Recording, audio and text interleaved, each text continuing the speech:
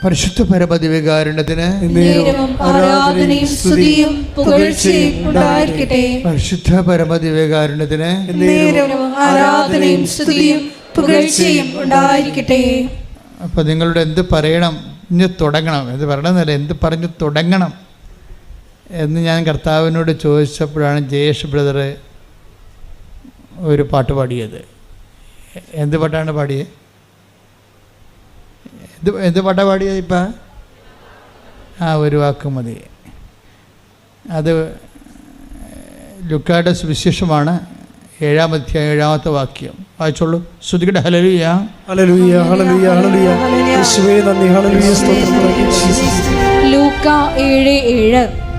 അങ്ങയെ നേരിട്ട് സമീപിക്കാൻ പോലും എനിക്ക് യോഗ്യതയില്ല എന്ന് ഞാൻ വിചാരിച്ചു. അങ്ങയെ നേരിട്ട് സമീപിക്കാൻ പോലും എനിക്ക് യോഗ്യതയില്ല എന്ന് ഞാൻ വിചാരിച്ചു.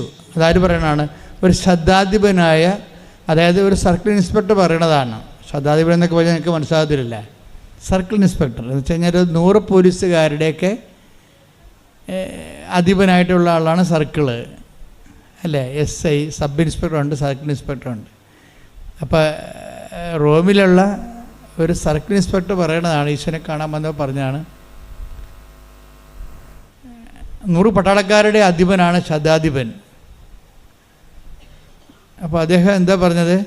എൻ്റെ ഭൃത്യൻ രോഗം ബാധിച്ച് കിടപ്പിലാണ്, അങ്ങയെ നേരിട്ട് സമീപിക്കാൻ പോലും എനിക്ക് യോഗ്യതയില്ലെന്ന് ഞാൻ കരുതി. വായിച്ച വാക്ക് നോക്കി. ഞാൻ വിചാരിച്ചു അങ്ങ് ഒരു വാക്കുച്ചരിച്ചാൽ മാത്രം മതി, എന്റെ ഭൃത്യൻ സുഖപ്പെട്ടുകൊള്ളും. കാരണം ഞാനും അധികാരത്തിന് കീഴ്പ്പെട്ടവനാണ്. എന്റെ കീഴിലും പടയാളികൾ ഉണ്ട്.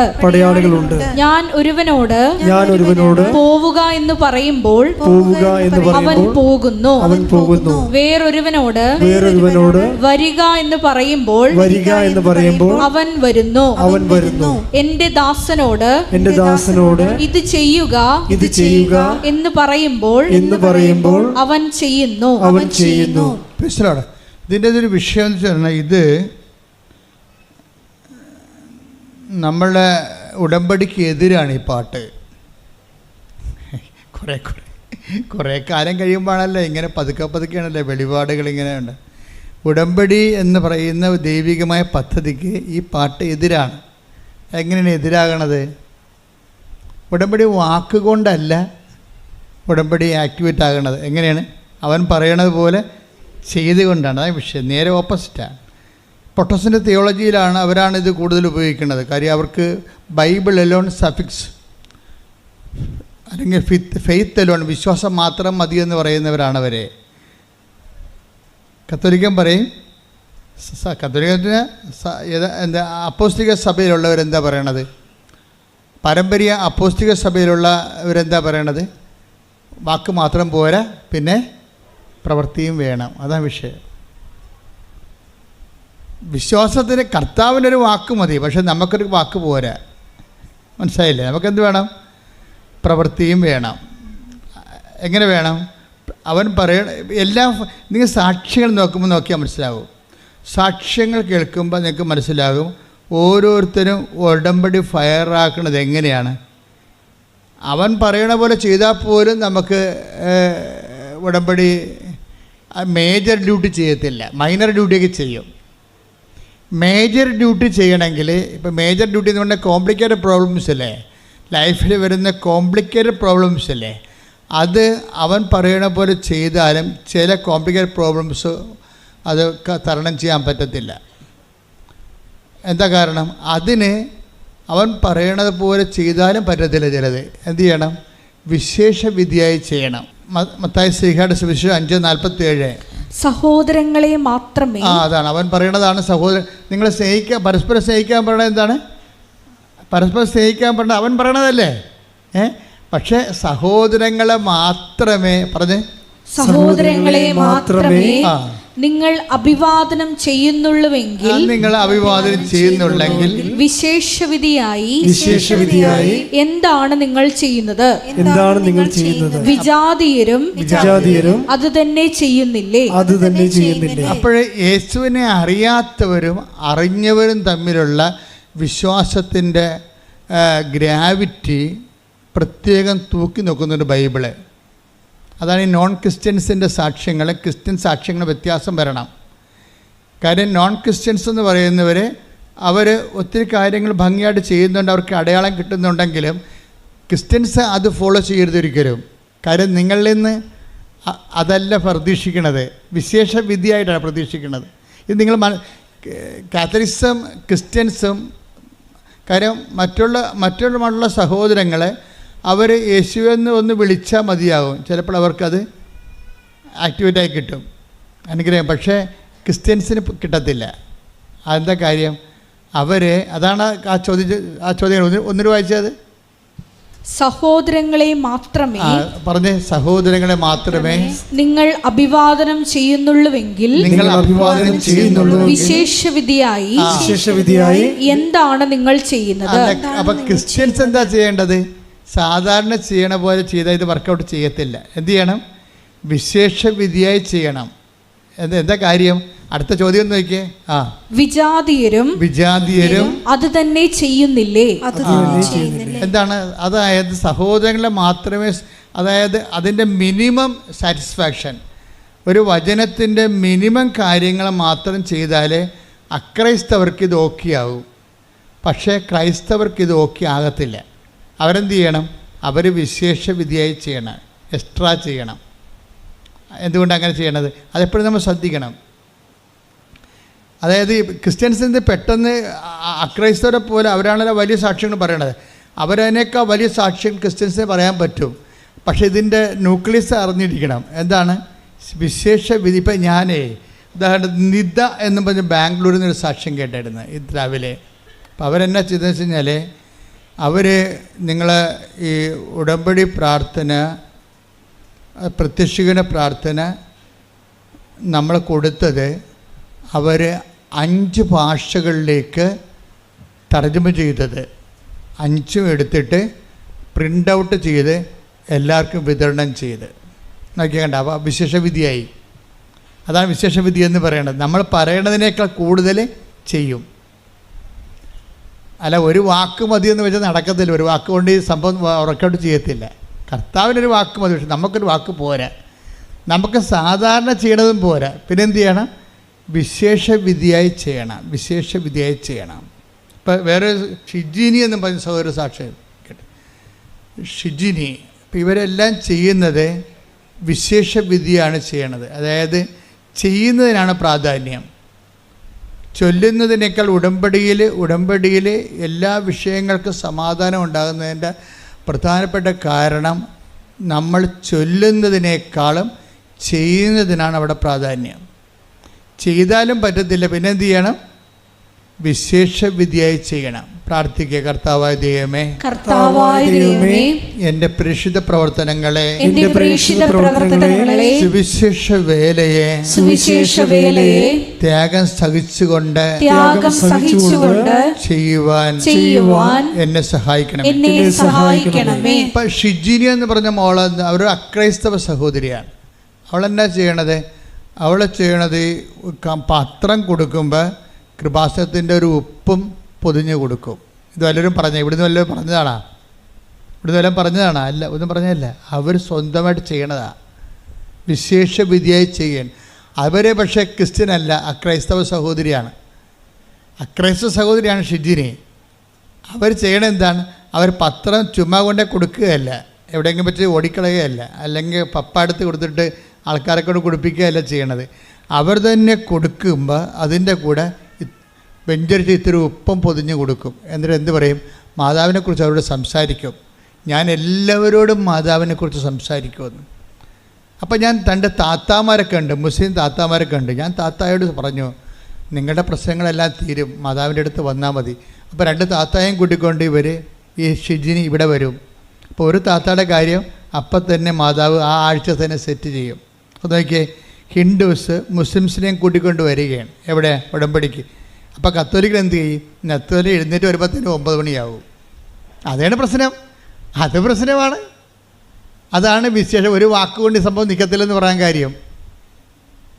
നിങ്ങൾ സാക്ഷ്യം പറയുന്നവർ എന്ത് ചെയ്തെന്ന് നോക്കണം.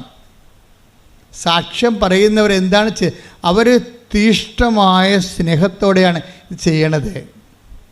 ഞാൻ എപ്പോഴും എനിക്ക് തോന്നിയിട്ടുള്ള കാര്യം വെച്ച് കഴിഞ്ഞാൽ ഈ വിശ്വാസം കഴിഞ്ഞ ദിവസങ്ങളിൽ ഇന്നലെ ശ്രുതികട്ടെ മക്കളെ, ശ്രുതികട്ടെ. ഹല്ലേലൂയ ഹല്ലേലൂയ ഹല്ലേലൂയ ഹല്ലേലൂയ. യേശുവേ, സാക്ഷ്യങ്ങളിലൂടെ നിങ്ങളോട് സംസാരിക്കുന്നത് നന്ദി പറയുന്നു.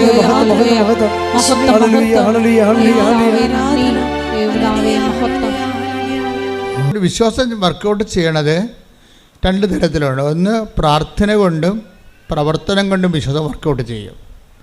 ഇപ്പോൾ പ്രാർത്ഥനയാണ് ആദ്യ നിലവാരം. പ്രാർത്ഥനയാണ് നമ്മുടെ വിശ്വാസത്തെ ആവിഷ്കരിക്കുകയോ പ്രകടിപ്പിക്കുകയോ. വിശ്വാസത്തിൻ്റെ അകത്ത് പ്രാർത്ഥനയിൽ നമ്മൾ എന്താണ് ചെയ്യണത്? അതിൻ്റെ ടെക്നിക്കാലിറ്റി എന്താണ്? പ്രാർത്ഥനയിൽ നമ്മൾ പ്രാർത്ഥിക്കുമ്പോൾ നമ്മുടെ വിശ്വാസം പ്രകടിപ്പിക്കുകയാണ് ചെയ്യണത്. പ്രാർത്ഥിക്കുമ്പോൾ നിങ്ങൾ ഓർക്കേണ്ടത് എന്താണെന്ന് വെച്ച് കഴിഞ്ഞാൽ അതെന്താണ് ചെയ്യണമെന്ന് നമ്മൾ ഓർക്കണം. ഇപ്പം നമ്മളിങ്ങനെ അവരെ ഇവിടെയൊക്കെ സംസാരിച്ചുകൊണ്ട് ചോറ് വാരി തിന്നുമ്പോൾ ആ ചോറ് തിന്നുന്നു, അതിൻ്റെ അകത്ത് മീനെടുത്ത് കഴിക്കുന്നു, ആ ക്യാബേജ് എടുത്ത് കഴിക്കുന്നു, നമ്മളിങ്ങനെ ഇട്ട് ചവക്കുന്നു. പക്ഷെ നമ്മൾ അറിയുന്നില്ല. നമ്മൾ ഫോണിൽ നമ്മൾ ആരോടെങ്കിലും കേട്ടുകൊണ്ടിരിക്കുകയായിരിക്കും, വേറെ ജോലി ചെയ്തുകൊണ്ടിരിക്കുകയായിരിക്കും. പക്ഷേ നമ്മൾ ഈ കഴിക്കുന്നത് വ്യത്യസ്തമായ സംഭവങ്ങളാണെങ്കിലും അതിങ്ങനെ ചവച്ചാൽ താഴേക്ക് പോകുന്നല്ലാതെ ചോറാണോ പോകുന്നത്, ക്യാബേജാണോ പോകുന്നത് നമ്മൾ അറിയുന്നില്ലല്ലോ. ഇതുപോലെ ഈ പ്രാർത്ഥനയ്ക്ക് അപകടം സംഭവിക്കും. പ്രാർത്ഥിക്കുമ്പോൾ വിശ്വസിക്കുന്നുവെന്നുള്ള കാര്യം നിങ്ങൾ ഓർത്തില്ലെങ്കിൽ നമ്മൾ മറ്റുള്ളവരോട് സംസാരം കേട്ടുകൊണ്ട് ഭക്ഷണം കഴിക്കണ പോലെ ഇരിക്കും. എന്താണ്? എന്തൊക്കെയാണ് കഴിക്കണത്? എന്തൊക്കെ കഴിച്ചു കൂട്ടി, അത്രയേ ഉള്ളൂ. അറിഞ്ഞില്ല എന്തൊക്കെയാണ് കഴിച്ചതെന്ന്. അത് ഞാൻ കഴിച്ചാ, ഇത് ഞാൻ കഴിച്ചാ, ഇതുണ്ടായിരുന്ന ഇവിടെ നിന്ന് പിന്നീട് കഴിച്ച് കഴിയുമ്പോൾ കൈ കഴുകിക്കുമ്പോഴാണ് നമ്മൾ മേശപ്പുറത്തോട് നോക്കണത്. അപ്പോൾ നമ്മൾ കഴിച്ച് കഴിഞ്ഞിരിക്കും, ഒന്നും അറിഞ്ഞില്ല. പല പ്രാർത്ഥനകൾക്ക് ഇങ്ങനെ ഒരു ദുരന്തം സംഭവിക്കാറുണ്ട്. പ്രാർത്ഥിക്കുന്നവൻ എന്ത് പ്രാർത്ഥിക്കുന്നതെന്ന് അറിയുന്നില്ല, ആരോട് പ്രാർത്ഥിക്കുന്നതെന്ന് അറിയുന്നില്ല, എന്ത് വിശ്വാസത്തിലാണ് പ്രാർത്ഥിക്കണമെന്ന് അറിയുന്നില്ല. പ്രാർത്ഥിക്കുക, കർത്താവായ ദൈവമേ, പ്രാർത്ഥിക്കുമ്പോൾ വിശ്വസിച്ച് പ്രാർത്ഥിക്കുവാൻ എന്നെ സഹായിക്കണമേ. അപ്പം ഈ വിശ്വാസം ആവിഷ്കരിക്കണത് അല്ലെങ്കിൽ വിശ്വാസം നമ്മൾ പ്രകടിപ്പിക്കണത് അതിൻ്റെ പ്രഥമ രൂപം മാത്രമാണ് പ്രാർത്ഥന. അതിൻ്റെ സങ്കീർണ രൂപം പ്രവർത്തനമാണ്. വിശ്വാസത്തിൻ്റെ ആവിഷ്കാരത്തിൻ്റെ പ്രഥമ രൂപമാണ് പ്രാർത്ഥന. നമ്മളൊരു 4ാം ക്ലാസ്സിലൊക്കെ പഠിക്കുകയാണെങ്കിൽ ഇത് വിദ്യാഭ്യാസത്തിൻ്റെ പ്രഥമ രൂപം എന്ന് പറയത്തില്ലേ? വിദ്യാഭ്യാസത്തിൻ്റെ പ്രഥമ രൂപം കുറച്ച് കണക്ക് കൂട്ടി എഴുതാൻ പഠിക്കും അല്ലേ, കുറച്ച് ഇംഗ്ലീഷ് കൂട്ടി 2, 4 അക്ഷരം 5 അക്ഷരം ഒരു വാക്കായിട്ട് പഠിക്കാൻ പറ്റും. അപ്പോൾ വിശ്വാസത്തിൻ്റെ പ്രഥമ രൂപമാണ് പ്രാർത്ഥന. അതിൻ്റെ പൂർണ്ണ രൂപമല്ല. വിശ്വാസത്തിൻ്റെ പൂർണ്ണ രൂപം എന്ന് പറയണത് വിശ്വാസത്തിൻ്റെ പ്രഥമ രൂപമാണ് പലരും ചെയ്യണത്. അതുകൊണ്ടാണ് നിങ്ങൾ എപ്പോഴും ഗതി പിടിക്കാതെ കിടക്കേണ്ട കാരണം അതാണ്. വിശ്വാസത്തിൻ്റെ പൂർണ്ണ രൂപം എന്ന് പറഞ്ഞാൽ എന്താണ്? അതിൽ പ്രഖ്യാപനമുണ്ട്, പിന്നെന്താണ്? പ്രയോഗമുണ്ട്. പ്രഖ്യാപനം എന്ന് പറയുമ്പോൾ എപ്പോഴും ഞാൻ ഇടയ്ക്ക് പറയുന്നത് ചില ഉടമ്പടി ധ്യാനം കൂടുന്നവർ ഏത് പാർട്ട് കൂടിയിട്ടുണ്ടെന്ന് നമുക്കറിയത്തില്ലല്ലോ. ഉടമ്പടി ധ്യാനം 10,000 1000 ഉണ്ട്. ഇപ്പോഴ് 1000 ഉടമ്പടി ധ്യാനങ്ങളുണ്ട് യൂട്യൂബിൽ. അതിൽ ഏതാണ് നിങ്ങൾ കൂടിയെന്ന് അറിയത്തില്ല. അതുകൊണ്ട് ഞാനെപ്പോഴും ചെയ്യണമെന്ന് വെച്ചാൽ പഴയത് ഞാൻ ആവർത്തിക്കും, പിന്നെ ആവർത്തിക്കും. എന്താ ആവർത്തിക്കണത്? നിങ്ങൾക്ക് പുതിയ ആൾക്കാർക്ക്, പുതിയ തലമുറയല്ലേ നിങ്ങൾ, ഉടമ്പടിയുടെ ഓരോ ദിവസവും ഓരോ ഇപ്പോൾ ഇന്നലെ 500 പേര് പുതിയതായിട്ട് ഉടമ്പടി എടുത്തു. ഇന്നലെ ഒറ്റ ദിവസം 500 പേര് ഉടമ്പടി എടുത്തു. അപ്പോൾ പുതിയ തലമുറയാണ്.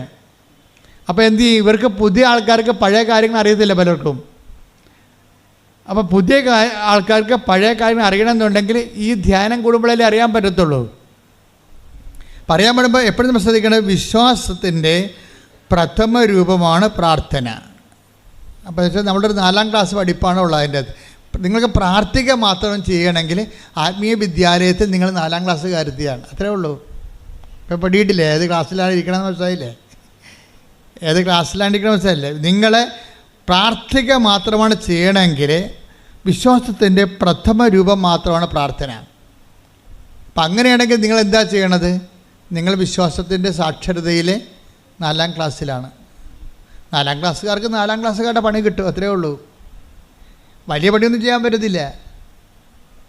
കാര്യം 4ാം ക്ലാസ് നിങ്ങൾ പ്രാർത്ഥന മാത്രമാണെന്നുണ്ടെങ്കിൽ അതൊരു ആ 4ാം ക്ലാസ്സുകാരത്തിയാണ്. 4ാം ക്ലാസ്സുകാരനാണെങ്കിൽ നിങ്ങളുടെ ആ കാര്യം മാത്രം ചെയ്താൽ മതി. ആ ഒരു സ്കെയില് മാത്രമുള്ള റെമ്യൂണറേഷനൊക്കെ കിട്ടത്തുള്ളൂ നമുക്ക്.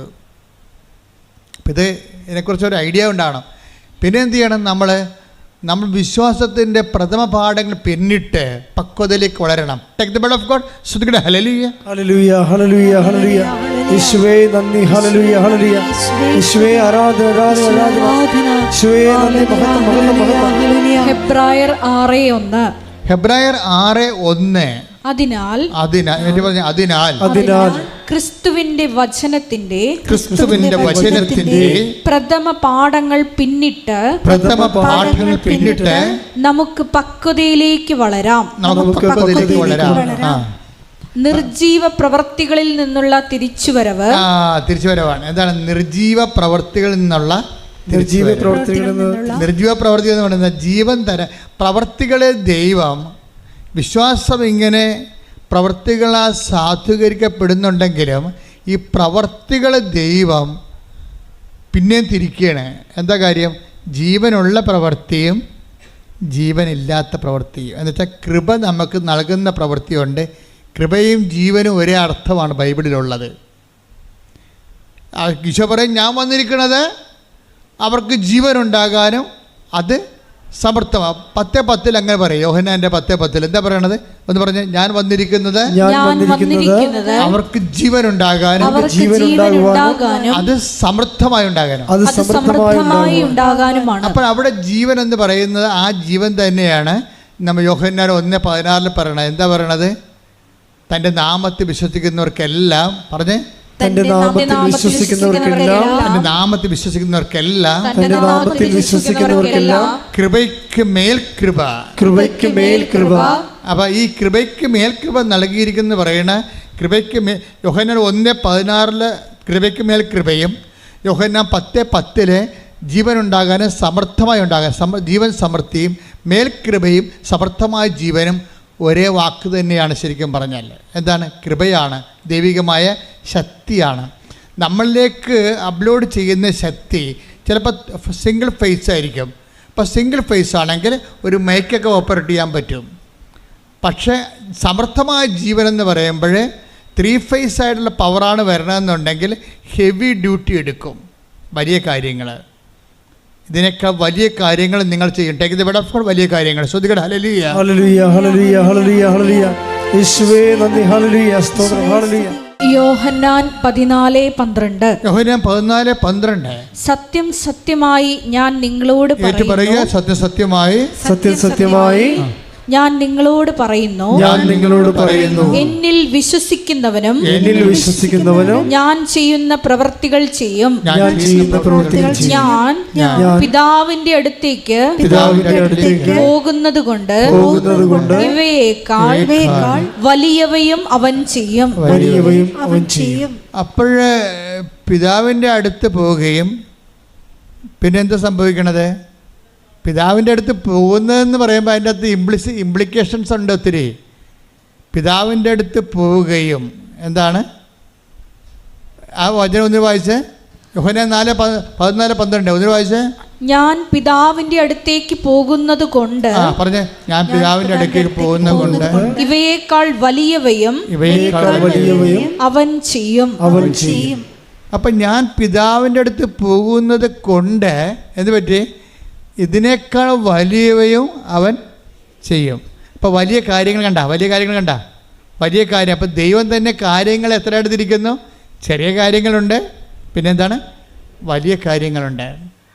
ചെറിയ കാര്യങ്ങൾ നമ്മുടെ വിശ്വാസത്തിൻ്റെ പ്രഥമ ആവിഷ്കാരമായ പ്രാർത്ഥനയും കൊണ്ട് ചെയ്യാൻ പറ്റും. വലിയ കാര്യങ്ങൾ ചെയ്യാൻ പറ്റത്തില്ല.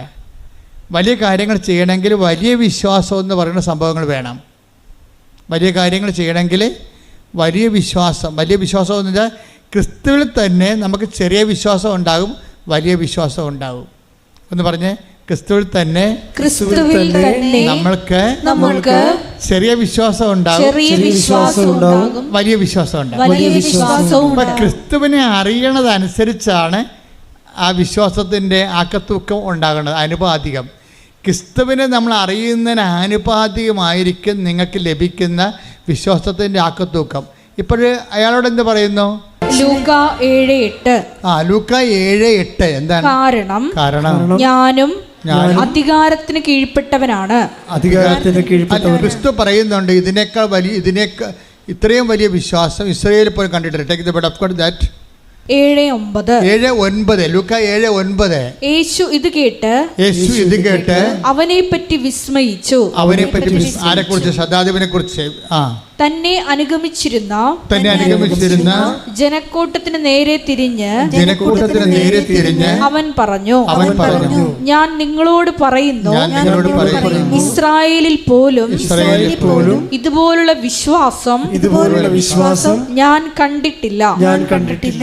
അപ്പോൾ വിശ്വാസ അപാചയത്തിൻ്റെ കാലത്താണ് ക്രിസ്തു വരുന്നത്.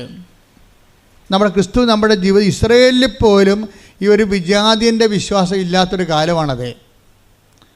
അപ്പം ക്രിസ്തുവിൻ്റെ വരവിൻ്റെ കാലം നോക്കുമ്പോഴേ എന്തുകൊണ്ടാണ് ഇന്നിപ്പോൾ പ്രത്യക്ഷീകരണ തിരുനാൾ ആഘോഷിക്കുന്നു? എന്തുകൊണ്ടാണ്? ഇസ്രായേലിൽ പോലും ദൈവം ആഗ്രഹിക്കുന്നൊരു വിശ്വാസ നിലവാരം അക്കാലങ്ങളിലില്ല. അതിന് പല കാര്യങ്ങൾ കൊണ്ടാണ് അതുണ്ടായത്.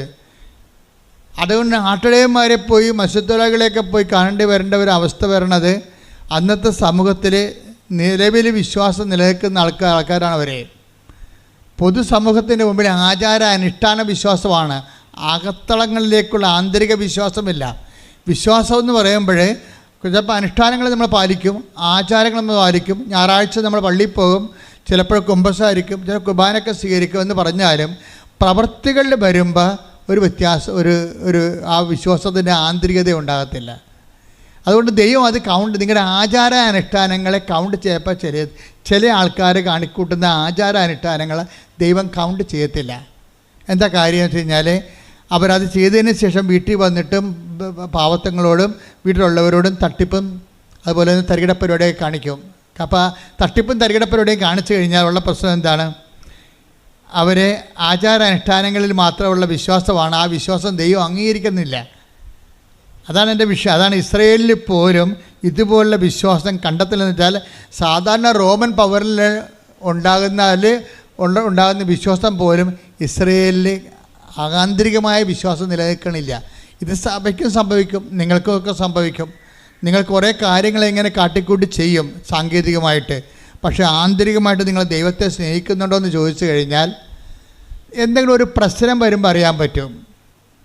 നിങ്ങൾ ഇത്രയും കാര്യങ്ങളൊക്കെ ചെയ്യുന്നുണ്ടെങ്കിലും നിങ്ങളുടെ പ്രതീക്ഷയ്ക്ക് വിരുദ്ധമായിട്ട് ഒരു നെഗറ്റീവ് സംഭവങ്ങൾ ജീവിതത്തിൽ നടന്നു കഴിഞ്ഞാൽ അപ്പം തന്നെ നിങ്ങളുടെ പ്രാർത്ഥന മങ്ങും. അല്ലെങ്കിൽ കൊള്ളാം നമുക്ക് ദുരിതങ്ങൾ, കഴിഞ്ഞ ദിവസങ്ങൾ ദുരിതങ്ങൾ 119 സങ്കീർത്തനം 71 തിരുവചനം.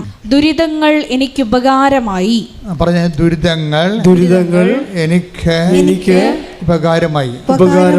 തന്മൂലം ഞാൻ അങ്ങയുടെ ചട്ടങ്ങൾ അഭ്യസിച്ചുവല്ലോ.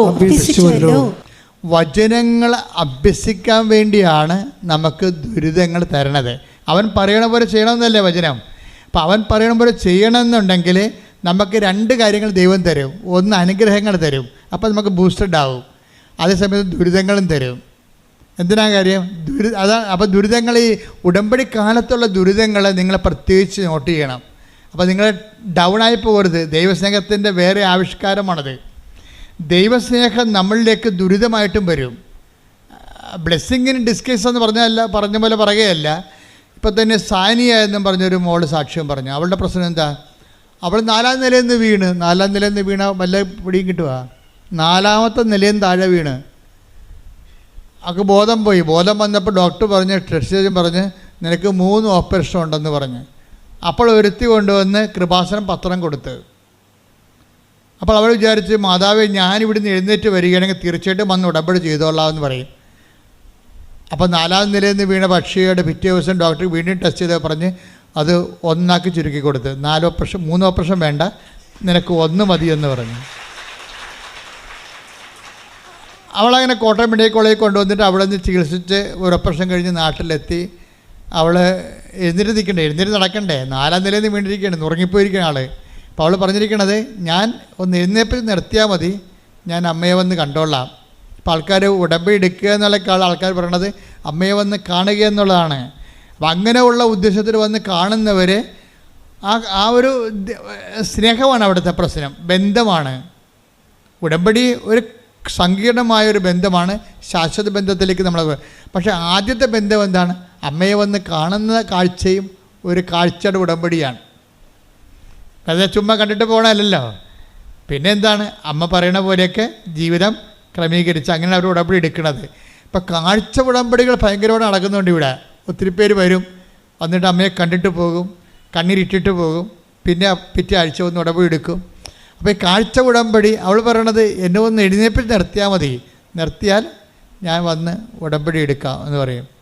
അപ്പോൾ പിന്നെ എന്താ സംഭവിക്കുന്നത് വെച്ച് കഴിഞ്ഞാൽ അവളുടെ ആ കിടപ്പ് കാലത്ത് ഒരു അച്ഛൻ വന്നിട്ട് അവളുടെ ഫോട്ടോ എടുത്തിട്ട് പറയും, ഇത് എൻ്റെ ഫേസ്ബുക്കിൽ ഇടട്ടെ, നിങ്ങൾക്കിപ്പോൾ ഭയങ്കര കഷ്ടപ്പാടല്ലേ, നിങ്ങളുടെ അക്കൗണ്ട് ഇട്ടാൽ മതി, ചിലപ്പോഴേ ആരെങ്കിലുമൊക്കെ നിങ്ങളെ സഹായിക്കും. അപ്പോൾ അവരുടെ മെയിൻ പ്രശ്നം എന്തായിരുന്നു? വർഷങ്ങളായിട്ട് വീടില്ല, അതാണ് പ്രശ്നം. വർഷങ്ങളായിട്ട് സ്വന്തമായിട്ട് വീടില്ല. ഇപ്പോൾ എന്നാ പറ്റിയെന്ന് വെച്ച് കഴിഞ്ഞാൽ അച്ഛനത് ഫേസ്ബുക്കിൽ ഇട്ട് കഴിഞ്ഞപ്പോഴുണ്ട് അവർക്ക് വീട്, അവരുടെ ചികിത്സ മുഴുവൻ ഏറ്റെടുക്കാൻ ഒരാൾ വന്ന്, പിന്നെ ഉടനെ അവൾക്ക് വീട് വാങ്ങിച്ചു കൊടുക്കാൻ ആൾ വന്നു, അത് ഒരു സ്ഥലം വാങ്ങിച്ചു കൊടുക്കാൻ വേറെ ആൾ വന്ന്, പെട്ടെന്നാണ് അവൾ എഴുന്നേറ്റ് വരുന്ന മുമ്പ് അവർക്ക് വീട് സ്ഥലവുമായി ഉടനെ. അപ്പോൾ നോക്കിയേ, അപ്പോൾ നമ്മുടെ കാഴ്ച ഉടമ്പടിക്ക് മുമ്പ് ഒരു നേർച്ച ഉടമ്പടി വരുന്നുണ്ട്. എത്ര തരം ഉടമ്പടിയാണ് ആൾക്കാർ പറയണത് ഇപ്പം? ആദ്യം തന്നെ എന്താ? നേർച്ച ഉടമ്പടിയാണ്. എന്താണ്? ഞാൻ അമ്മയെ വന്ന് കണ്ടോളാം. അപ്പം തന്നെ കണ്ടോളാം എന്ന് പറയുമ്പോൾ എന്താണ്? വാഗ്ദാനമായി. വാഗ്ദാനം വന്നു കഴിഞ്ഞാൽ ഉടനെ, വാഗ്ദാനത്തിലല്ല ഉടമ്പടി, വാഗ്ദാന പേടകമല്ലേ അമ്മ. അപ്പോൾ വാഗ്ദാനത്തിലാണ് ഉടമ്പടി. ആദ്യ ഉടമ്പടി ചെയ്യണ വാഗ്ദാനത്തിലാണ്. പിന്നെയാണ് ആദ്യം നേർച്ച ഉടമ്പടി, പിന്നെ കാഴ്ച ഉടമ്പടി, പിന്നെയാണ് നമ്മൾ മാതാവുമായിട്ട് മരിയൻ ഉടമ്പടി ചെയ്യണത്. അപ്പോൾ ഇതിൻ്റെ ഉള്ളിലെല്ലാം ഈ നേർച്ച ഉടമ്പടി തന്നെ ആദ്യമേ ഫലിച്ചു. പിന്നെ എന്താണ്? പിന്നെയാണ് അവൾ അമ്മയെ വന്ന് കണ്ടിട്ട് ബാക്കിയുള്ള കാര്യങ്ങളെല്ലാം സെറ്റാക്കണത്. അപ്പോൾ ഈ വിഷയമെന്ന് പറയണത്, ഇതിൻ്റെ ഉള്ളിൽ ഈ വിശ്വാസത്തിൻ്റെ ഒരു വളർച്ചയുണ്ട്. വിശ്വാസത്തിൻ്റെ വളർച്ച എന്ന് പറയണത് ഈ ദുരിതകാലത്തും ദൈവത്തിൻ്റെ സ്നേഹം അവൾ അനുഭവിക്കുകയാണ്. അതാണ് ദുരിതങ്ങളെ എനിക്ക് ഉപകാരമായി, ഞാൻ ആ കാലങ്ങളിലെല്ലാം എൻ്റെ കർത്താവിൻ്റെ വചനം പാലിക്കാൻ എനിക്ക് കഴിഞ്ഞു. അതാണ് പറയണത്. ഇപ്പോൾ ഓരോ ദുരിതങ്ങൾക്ക് പോലും ഉദ്ദേശം എന്താണ്? ഉടമ്പടി തന്നെയാണ് ഉദ്ദേശം. അതാണ് 119:71 വായിച്ചേ. ദുരിതങ്ങൾ എനിക്ക് ഉപകാരമായി. ദുരിതങ്ങൾ എനിക്ക് ഉപകാരമായി. തന്മൂലം ഞാൻ അങ്ങയുടെ ചട്ടങ്ങൾ അഭ്യസിച്ചു, ഞാൻ അങ്ങയുടെ വചനങ്ങൾ അഭ്യസിച്ചു. ഉടമ്പടി പാലിച്ചു എന്നാണ് പറയണത്. അപ്പം അപ്പം ഉടമ്പടി ഇടക്കുണ്ടാകുന്ന ദുരിതങ്ങൾ എന്തിനുള്ളതാണ്? ചില ആൾക്കാർക്ക് വിവരമില്ലാത്ത കാരണം അവർ വീണ് പോയിട്ടുണ്ട്. എന്താ കാര്യം? ഉടമ്പടി എടുത്തിട്ടും എനിക്ക് അങ്ങനെ സംഭവിച്ചല്ലോ എന്ന് പല ആൾക്കാർ പറയും. ഞാൻ ഉടമ്പടി എടുത്തിട്ടും എനിക്ക് അങ്ങനെ സംഭവിച്ചു. ഉടമ്പടി എടുക്കാത്തവർ ഞാൻ തന്നെ വെച്ച അതേ കാര്യം വെച്ചവർ അവർ അത് നേടുകയും ചെയ്തു എന്ന് പറയുമ്പോൾ അവർക്ക് ദുരിതമായി. ചില ആൾക്കാർക്ക് ദുരിതം ഉഴപ്പായി പോയി കാണും. കാര്യം അതായത് ഉതപ്പ് വരണ ആർക്കാണ്? ഉതക്കാൻ കഴിയുന്ന എളിതരം ഉള്ളിടത്തല്ലേ വാദം കോച്ചണത്. ആയുർവേദം എന്താ പറയണത്? എളിതരം ഉള്ളിടത്ത് വാദം കോച്ചു വന്നു. ഇപ്പോൾ വാദം ഇങ്ങനെ കോച്ചിപ്പിടുത്തം ഉണ്ടാകണം എവിടെയാണ് ബോഡിയിൽ നീര് കെട്ടാൻ സാധ്യത ഉള്ളത് അവിടെ ഇങ്ങനെ കോച്ചും. നിങ്ങൾ ഉടമ്പടി എടുക്കാൻ ഉള്ള ആൾക്കാർക്കും എന്തെങ്കിലും വിഷയബന്ധിയാണ് വിശ്വാസമെങ്കിൽ ആ വിഷയം അതുപോലെ നടന്നില്ലെങ്കിൽ അവിടെ വാദം കൊച്ചും. ഉടമ്പടിയിൽ എപ്പോഴും വരേണ്ടത് നിങ്ങൾ ഉടമ്പടിയുടെ പ്രധാനപ്പെട്ട ലക്ഷ്യം നിങ്ങളുടെ വിഷയമല്ല, വ്യക്തിയാണ്. ഉടമ്പടിയുടെ ലക്ഷ്യം ആരാണ്? വിഷയമല്ല. ആരാണ്? വ്യക്തിയാണ്, ദൈവമാണ്. നിങ്ങളുടെ വിഷയം ദൈവത്തിന് ഏൽപ്പിച്ചിട്ട് നിങ്ങൾ അവൻ പറയുന്ന പോലെ ചെയ്യുമ്പോൾ എന്താണ് സംഭവിക്കുന്നത്? നിങ്ങൾ ദൈവത്തെ സ്നേഹിക്കുകയാണ്. ദാറ്റ് മീൻസ് ദൈവത്തെ മുമ്പത്തെക്കാൾ വിധമായി വിശേഷവിധിയായി സ്നേഹിക്കാൻ വേണ്ടി ദൈവം നിങ്ങൾക്കൊരവസരം തരുന്നതാണ് ഉടമ്പടി. എന്താ? ദൈവം നിങ്ങൾക്ക് ഒരവസരം തരുന്നതാണ് ഉടമ്പടി. വിശേഷ വിദ്യയായി സ്നേഹിക്കാൻ വേണ്ടി കർത്താവ് ഇടയ്ക്കിടയ്ക്ക് 10 ദിവസം കൊണ്ട് ചോദിച്ചില്ലേ? അവസാന കാലങ്ങളിൽ 3 പ്രാവശ്യം ഇടവിട്ട് ചോദിച്ചില്ലേ? എന്താണ്? ഇവരെക്കാൾ അധികമായി നീ എന്നെ ടേക്ക് ദ ബെഡ്. യോഹന്നാൻ 21:15. യോഹന്നാൻ 21:15. അവരുടെ പ്രാതൽ കഴിഞ്ഞപ്പോൾ, അവരുടെ പ്രഭാത ഭക്ഷണം കഴിഞ്ഞപ്പോൾ യേശു ശിമയോൻ പത്രോസിനോട് ചോദിച്ചു. യേശു പത്രോസിനോട് ചോദിച്ചോ? യോഹന്നാന്റെ പുത്രനായ ശിമയോനെ, നീ ഇവരെക്കാൾ അധികമായി എന്നെ സ്നേഹിക്കുന്നുവോ? അവൻ പറഞ്ഞു, ഉവ്വ് കർത്താവേ, ഞാൻ നിന്നെ സ്നേഹിക്കുന്നുവെന്ന് നീ അറിയുന്നുവല്ലോ. ഇങ്ങനെ 3 പ്രാവശ്യം ഈശോ ചോദിച്ചിട്ടുണ്ട് പത്രോസിനോട്. 3 പ്രാവശ്യം ഇങ്ങനെ ഓരോ പ്രാവശ്യം ചോദിക്കുമ്പോഴും ഓരോ കോംപ്ലിക്കേറ്റഡ് അനുഗ്രഹങ്ങൾ കൊടുത്തുകൊണ്ടിരിക്കും, ഓരോരോ ഉത്തരവാദിത്തങ്ങൾ കൊടുത്തുകൊണ്ടിരിക്കും. അപ്പോൾ ഇതുപോലെ ഉടമ്പടിയിൽ നിങ്ങളോട് ഓരോരോ ഘട്ടങ്ങളിൽ ഇപ്പോൾ ദുരിതം കിട്ടിയാലും അനുഗ്രഹം കിട്ടിയാലും കർത്താവ് ചോദിക്കാത്ത ചോദ്യം എന്താണ്?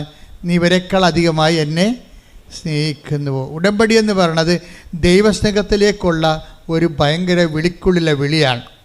എന്താണ്? എ കോൾ വിത്തിൻ കോൾ എന്ന് പറയും. അതുപോലെ തന്നെ നമുക്കൊരു വിളിയുണ്ട്, വിശ്വാസത്തിൻ്റെ വിളിയുണ്ട്. ആ വിശ്വാസത്തിൻ്റെ വിളിയിൽ നിന്നാണ് നമ്മൾ ഉടമ്പടിയിലേക്ക് പ്രവേശിക്കുമ്പോൾ വിളിക്കുള്ളിലെ വിളിയാണ്. എന്താ വെച്ച് കഴിഞ്ഞാൽ ദൈവസ്നേഹത്തിലേക്കുള്ള വിളിയാണത്. അല്ലാതെ നിങ്ങൾക്ക് എന്തെങ്കിലും അനുഗ്രഹങ്ങൾ സാധിച്ചു തരാൻ വേണ്ടി മാത്രമുള്ള ഒരു നീക്കുപോക്കല്ലത്. എന്താണ്? ദൈവത്തിൻ്റെ സങ്കീർണമായ സ്നേഹത്തിലേക്കും ആത്മബന്ധത്തിലേക്ക് നിങ്ങളെ വിളിക്കുകയാണ്. കൈയടിച്ച് ശ്രദ്ധിക്കട്ടെ. ഹല്ലേലൂയ, ഹല്ലേലൂയ, ഹല്ലേലൂയ. ആത്മബന്ധത്തിലേക്ക് വിളിക്കുന്ന അങ്ങയുടെ പവിത്ര വാത്സല്യത്തിന് നന്ദി പറയുന്നു.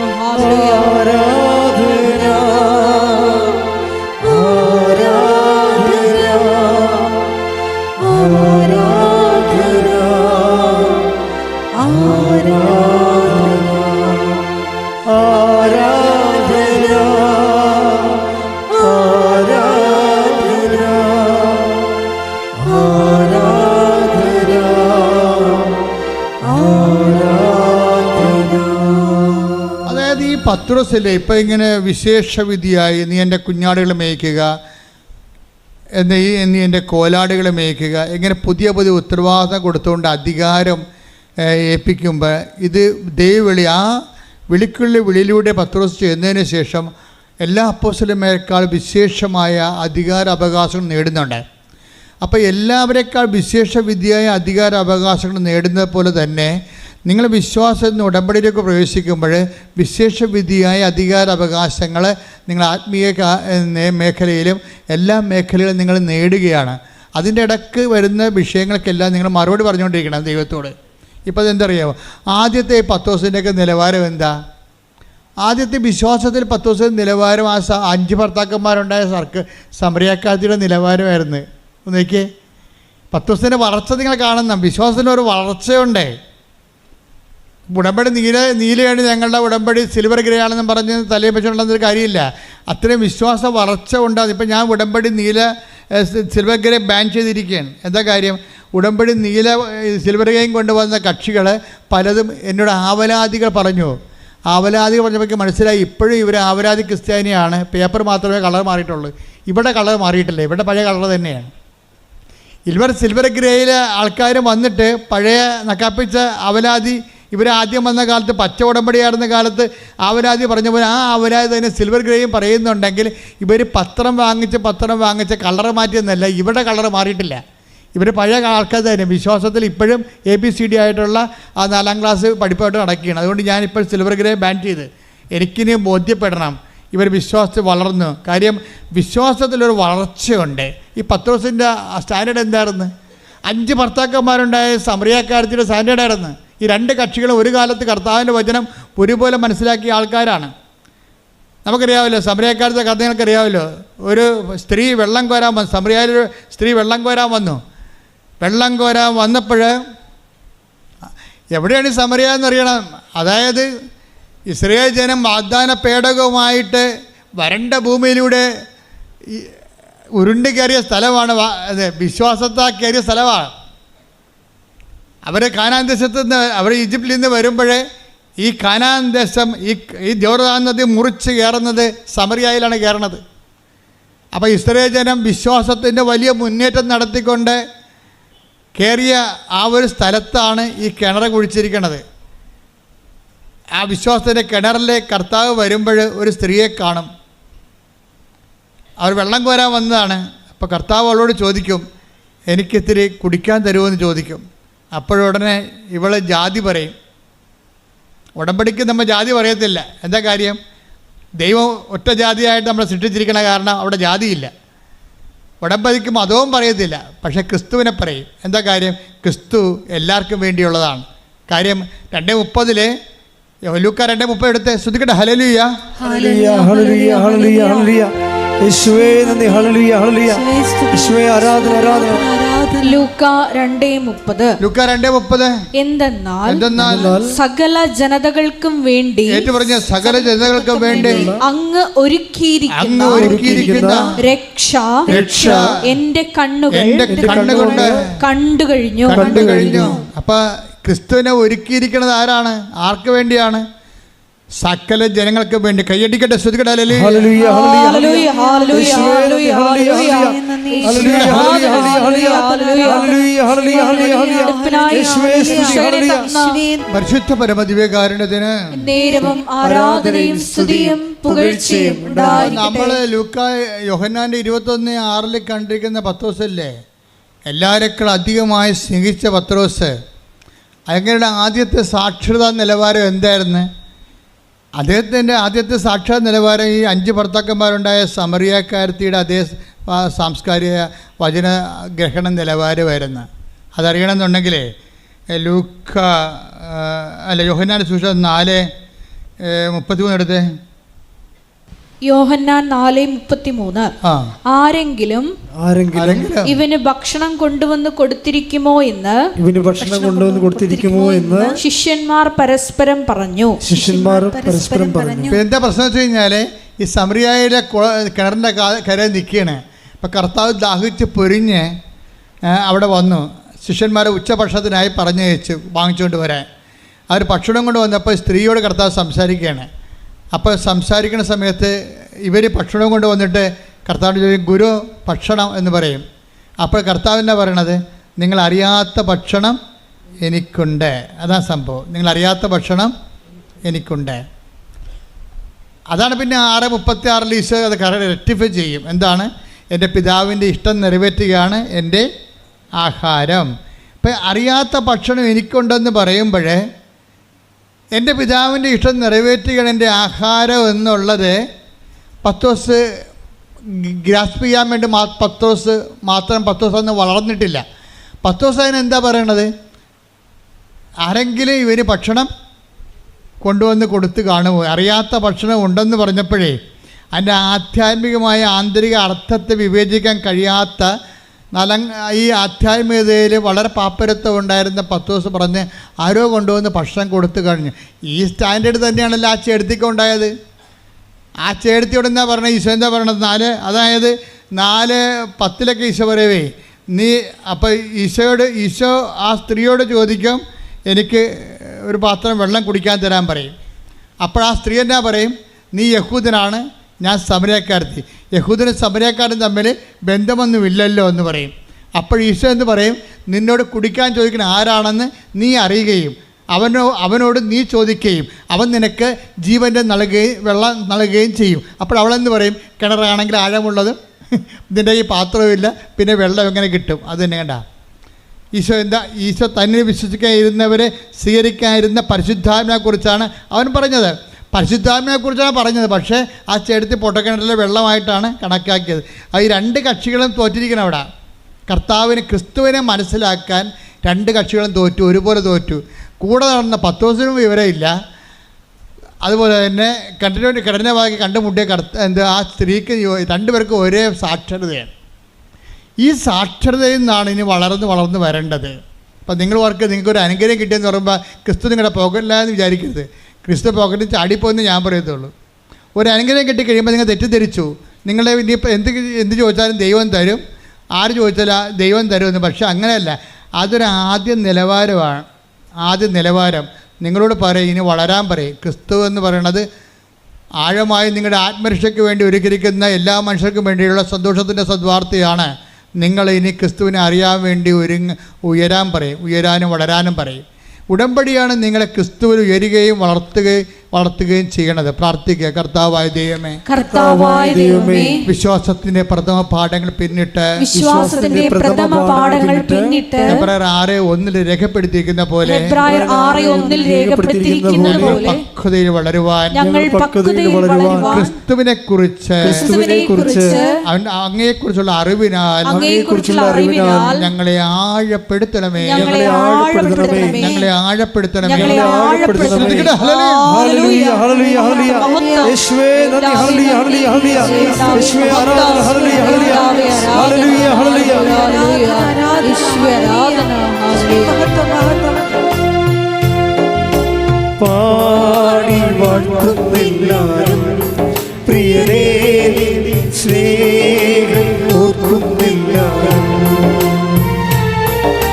പാടി വാഴ്ത്തുന്നെല്ലാരും പ്രിയനേ സ്നേഹം ഓർക്കുന്നെല്ലാരും.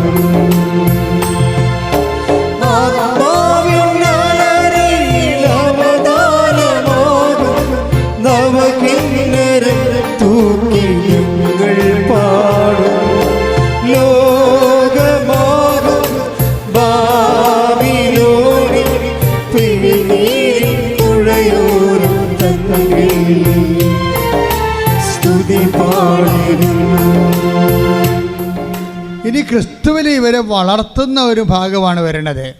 ക്രിസ്തുവിൻ്റെ പ്രഥമ പാഠങ്ങൾ, ഇത് വിശ്വാസത്തിൻ്റെ 6:1 അനുസരിച്ചുള്ള പ്രഥമ പാഠങ്ങളാണ്. ഇനി അടുത്ത പാഠങ്ങളിലേക്ക് പോകുന്ന മുമ്പ് കർത്താവ് പറയും,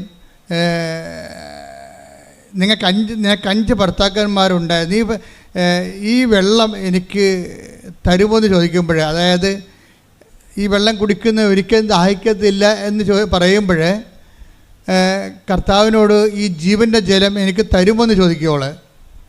അപ്പോൾ എനിക്ക് പിന്നീട് വെള്ളം കോരാൻ വരേണ്ടിയില്ലല്ലോ എന്നാണ് അവൾ പറയണത്. അവൾ വിചാരിക്കണം ഈ വെള്ളം തന്നെ ആയിരിക്കും എന്ന് വിചാരിക്കും. അപ്പോൾ കർത്താവ് എന്താ പറയണത്? പോയി നിൻ്റെ ഭർത്താവിനെ വിളിച്ചുകൊണ്ട് വരിക എന്ന് പറയും. അപ്പോൾ അവൾ തന്നെ പറയും, എനിക്ക് ഭർത്താവ് ഇല്ല എന്ന് പറയും. അപ്പോൾ ഈശോ എന്ത് പറയും? നിനക്ക് 5 ഭർത്താക്കന്മാർ ഉണ്ടായിരുന്ന്, ഇപ്പോഴുള്ള ആൾ നിൻ്റെ ഭർത്താവ് അല്ലെന്ന് പറയും. അപ്പോഴവൾ പറയും, അങ്ങൊരു പ്രവാചകനാണെന്ന് ഞാൻ മനസ്സിലാക്കുന്നു. കണ്ടാ, ക്രിസ്തുവിനെക്കുറിച്ചുള്ള അറിവ് കൂടി കണ്ടു. വിശ്വാസത്തിൻ്റെ പ്രഥമ പാഠങ്ങൾ പിന്നീട് കണ്ടില്ലേ? വിശ്വാസത്തിൻ്റെ പ്രഥമ പാഠങ്ങളിൽ കർത്താവ് ഒരു അനുഗ്രഹദാതാവായിട്ടേക്ക് തോന്നും. ഉടമ്പടിയിൽ കർത്താവ് ഒരു അനുഗ്രഹദാതാവായിട്ട് നിങ്ങൾ തോന്നണത് അവിടെ തന്നെ നിന്ന് കഴിഞ്ഞാൽ കുറച്ച് കഴിയുമ്പോൾ അനുഗ്രഹത്തിൻ്റെ ആ വിളക്ക് കെട്ടുപോകും. എന്താ കാര്യം? അതിൻ്റെ അടുത്ത പാഠമുണ്ട്. എന്താ കാര്യം? അനുതാപത്തിൻ്റെ പാഠമാണ്.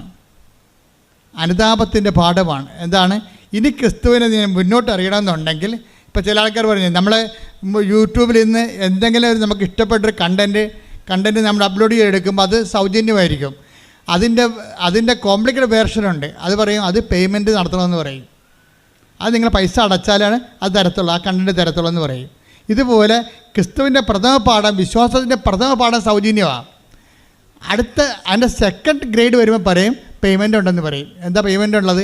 5 ഭർത്താക്കന്മാരുണ്ടായിരുന്നു, അതുമായിട്ട് ഇനി മുന്നോട്ട് പോകാൻ പറ്റത്തില്ല, ഇപ്പോഴുള്ള ആൾ നിൻ്റെ ഭർത്താവുമല്ല, അപ്പോൾ അതുകൊണ്ട് ഈ കലാപരിപാടിയും ജീവിതമായിട്ട് മുന്നോട്ട് പോകാൻ പറ്റത്തില്ല, ഞാൻ തന്നിരിക്കുന്ന അനുഗ്രഹം നിൻ്റെ പാപത്തിനുള്ള അംഗീകാരമല്ല, ലൈസൻസ് അല്ലെന്ന് പറയും.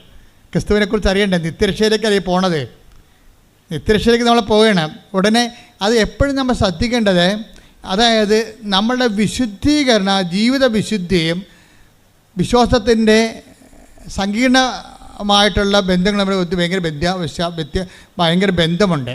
നമ്മൾ വിശുദ്ധീകരിക്കണ അനുസരിച്ച് കൊണ്ട് അടയാളങ്ങൾ കൂടിക്കൊണ്ടിരിക്കുകയും ആന്തരികമായ ആഴപ്പെടുത്തലും ബോധ്യം ഉണ്ടായിക്കൊണ്ടിരിക്കും. പ്രാർത്ഥിക്കുക, കർത്താവായ ദൈവമേ, ക്രിസ്തുവിനെ അറിയാൻ ഗ്രഹിക്കാൻ എന്നെ വിശുദ്ധ ജീവിതത്തിലേക്ക് ആനയിക്കണമേ. ശ്രുതികട ഹല്ലേലൂയ.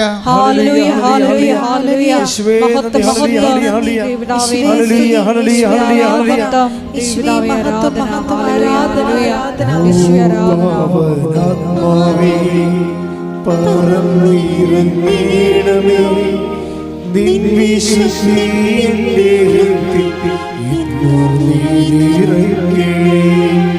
ഓ പാവനാത്മാവേ, പറന്നിറങ്ങണമേ.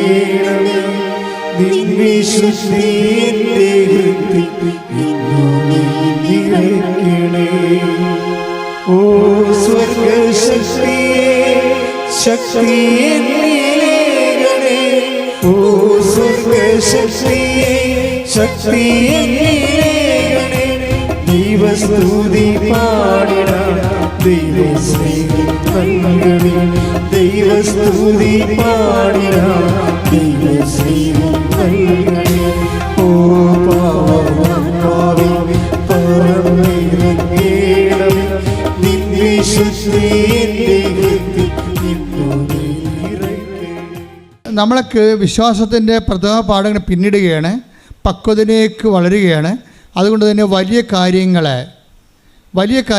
ഞാൻ എൻ്റെ പിതാവിൻ്റെ ആയിട്ട് നമ്മൾ 14:12 വായിച്ചില്ലേ യോഹന്നാൻ്റെ സുവിശേഷം. ഞാൻ എൻ്റെ പിതാവിൻ്റെ അടുക്കിലേക്ക് പോകുന്നതിനാൽ പറഞ്ഞേ, ഞാൻ എൻ്റെ പിതാവിന്റെ അടുക്കലേക്ക് പോകുന്നതിനാൽ ഇതിനേക്കാൾ വലിയ കാര്യങ്ങളും നിങ്ങൾ കാണും.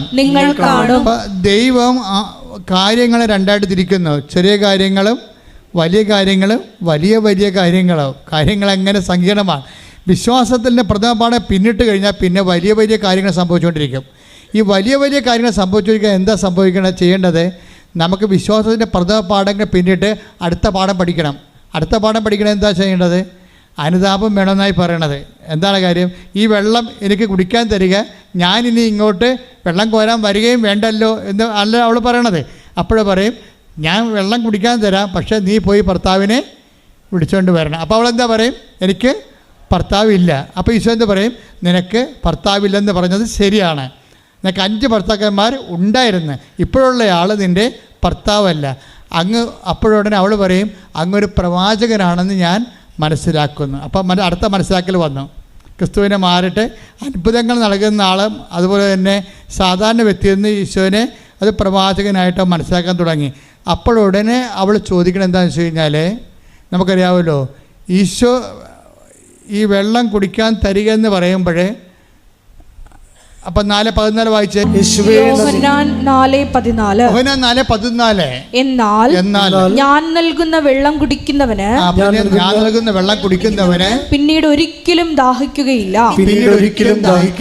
ഞാൻ നൽകുന്ന ജലം അവനിൽ നിത്യജീവനിലേക്ക് നിർഗളിക്കുന്ന അരുവിയാകും. അപ്പോൾ സാധാരണ അനുഗ്രഹത്തിൽ നിന്ന് നിത്യജീവനിലേക്ക് പോവുകയാണ് വിഷയം. ക്രിസ്തുവിന് നമ്മൾ എന്തിനാണ് ഉൾക്കൊള്ളണത്? IELTS പാസ്സാകാനും പറമ്പ് വയ്ക്കാനുമാണ്? അല്ല. എന്തിനാണ്? നിത്യജീവന് വേണ്ടിയാണ്. നിങ്ങളുടെ ഓരോ വസ്തുക്കളും ഓരോ അനുഗ്രഹങ്ങളും ഉടമ്പടിയിൽ തരുന്നതിൻ്റെ കാരണം നിങ്ങൾ ക്രിസ്തുവിലൂടെ നിത്യത അന്വേഷിക്കാൻ വേണ്ടിയാണ്. 7:39 വായിച്ച യോഹന്നാൻ്റെ സുവിശേഷം. സ്തുതിക്കട്ടെ. ഹല്ലേലൂയ. യേശുവേ നന്ദി. ഹല്ലേലൂയ, ഹല്ലേലൂയ, ഹല്ലേലൂയ. പരിശുദ്ധ പരമദിവ്യകാരുണ്യത്തിന് ആരാധനയും സ്തുതിയും പുകഴ്ചയും ഉണ്ടായിരിക്കട്ടെ. യോഹന്നാൻ 7:39 അവൻ ഇത് പറഞ്ഞത് തന്നിൽ വിശ്വസിക്കുന്നവർ സ്വീകരിക്കാനിരിക്കുന്ന ആത്മാവിനെ പറ്റിയാണ്. അതാണ് പരിശുദ്ധാത്മാവിനെ കുറിച്ച്. അതായത് ഈ വെള്ളം കുടിക്കണം, ഇനിയും ദാഹിക്കും. ഞാൻ നിനക്ക് തരുന്ന വെള്ളം കുടിക്കുന്ന ഒരിക്കലും ദാഹിക്കത്തില്ലെന്ന് പറയുമ്പോഴേ, ആ വെള്ളം എനിക്ക് തരിക, ഞാൻ ഇനി കിണറിൽ വെള്ളം കോരാൻ വരേണ്ടില്ലല്ലോ എന്ന് പറയുമ്പോഴേ, ആ വെള്ളമെന്ന് പറയാൻ എന്താണ്? അതാണ് ഈശോ പറയുന്ന 7:39 വചനം. എന്താ പറഞ്ഞത്? അത് തന്നിൽ വിശ്വസിക്കുന്നവർ പറഞ്ഞേ, അത് തന്നിൽ വിശ്വസിക്കുന്നവർ സ്വീകരിക്കാനിരിക്കുന്ന പരിശുദ്ധാത്മാവിനെ കുറിച്ചാണ്. അപ്പം നമുക്കൊരു അനുഗ്രഹം കിട്ടിക്കഴിഞ്ഞാൽ, വിശ്വാസത്തിൻ്റെ പ്രഥമ പാഠം കഴിഞ്ഞാൽ പിന്നെ പക്വതയ്ക്ക് വളരണം. എങ്ങനെയാണ്? പരിശുദ്ധാത്മാവിനെ സ്വീകരിച്ചുകൊണ്ടാണ്. അതാണ് കർത്താവ് പറഞ്ഞ മനസ്സിലായില്ലേ? എന്ന് പറഞ്ഞാൽ പക്വതയ്ക്ക് വളരണം എങ്ങനെയാണ്? പരിശുദ്ധാത്മാവിനെ സ്വീകരിച്ചുകൊണ്ടാണ്. പരിശുദ്ധാത്മാവിനെ സ്വീകരിക്കുന്നത് എന്തിനു വേണ്ടിയാണ്? അനുദിന ജീവിതത്തിന് വേണ്ടിയുള്ളതല്ല, നിത്യതയ്ക്ക് വേണ്ടി കൂടിയുള്ളതാണ്.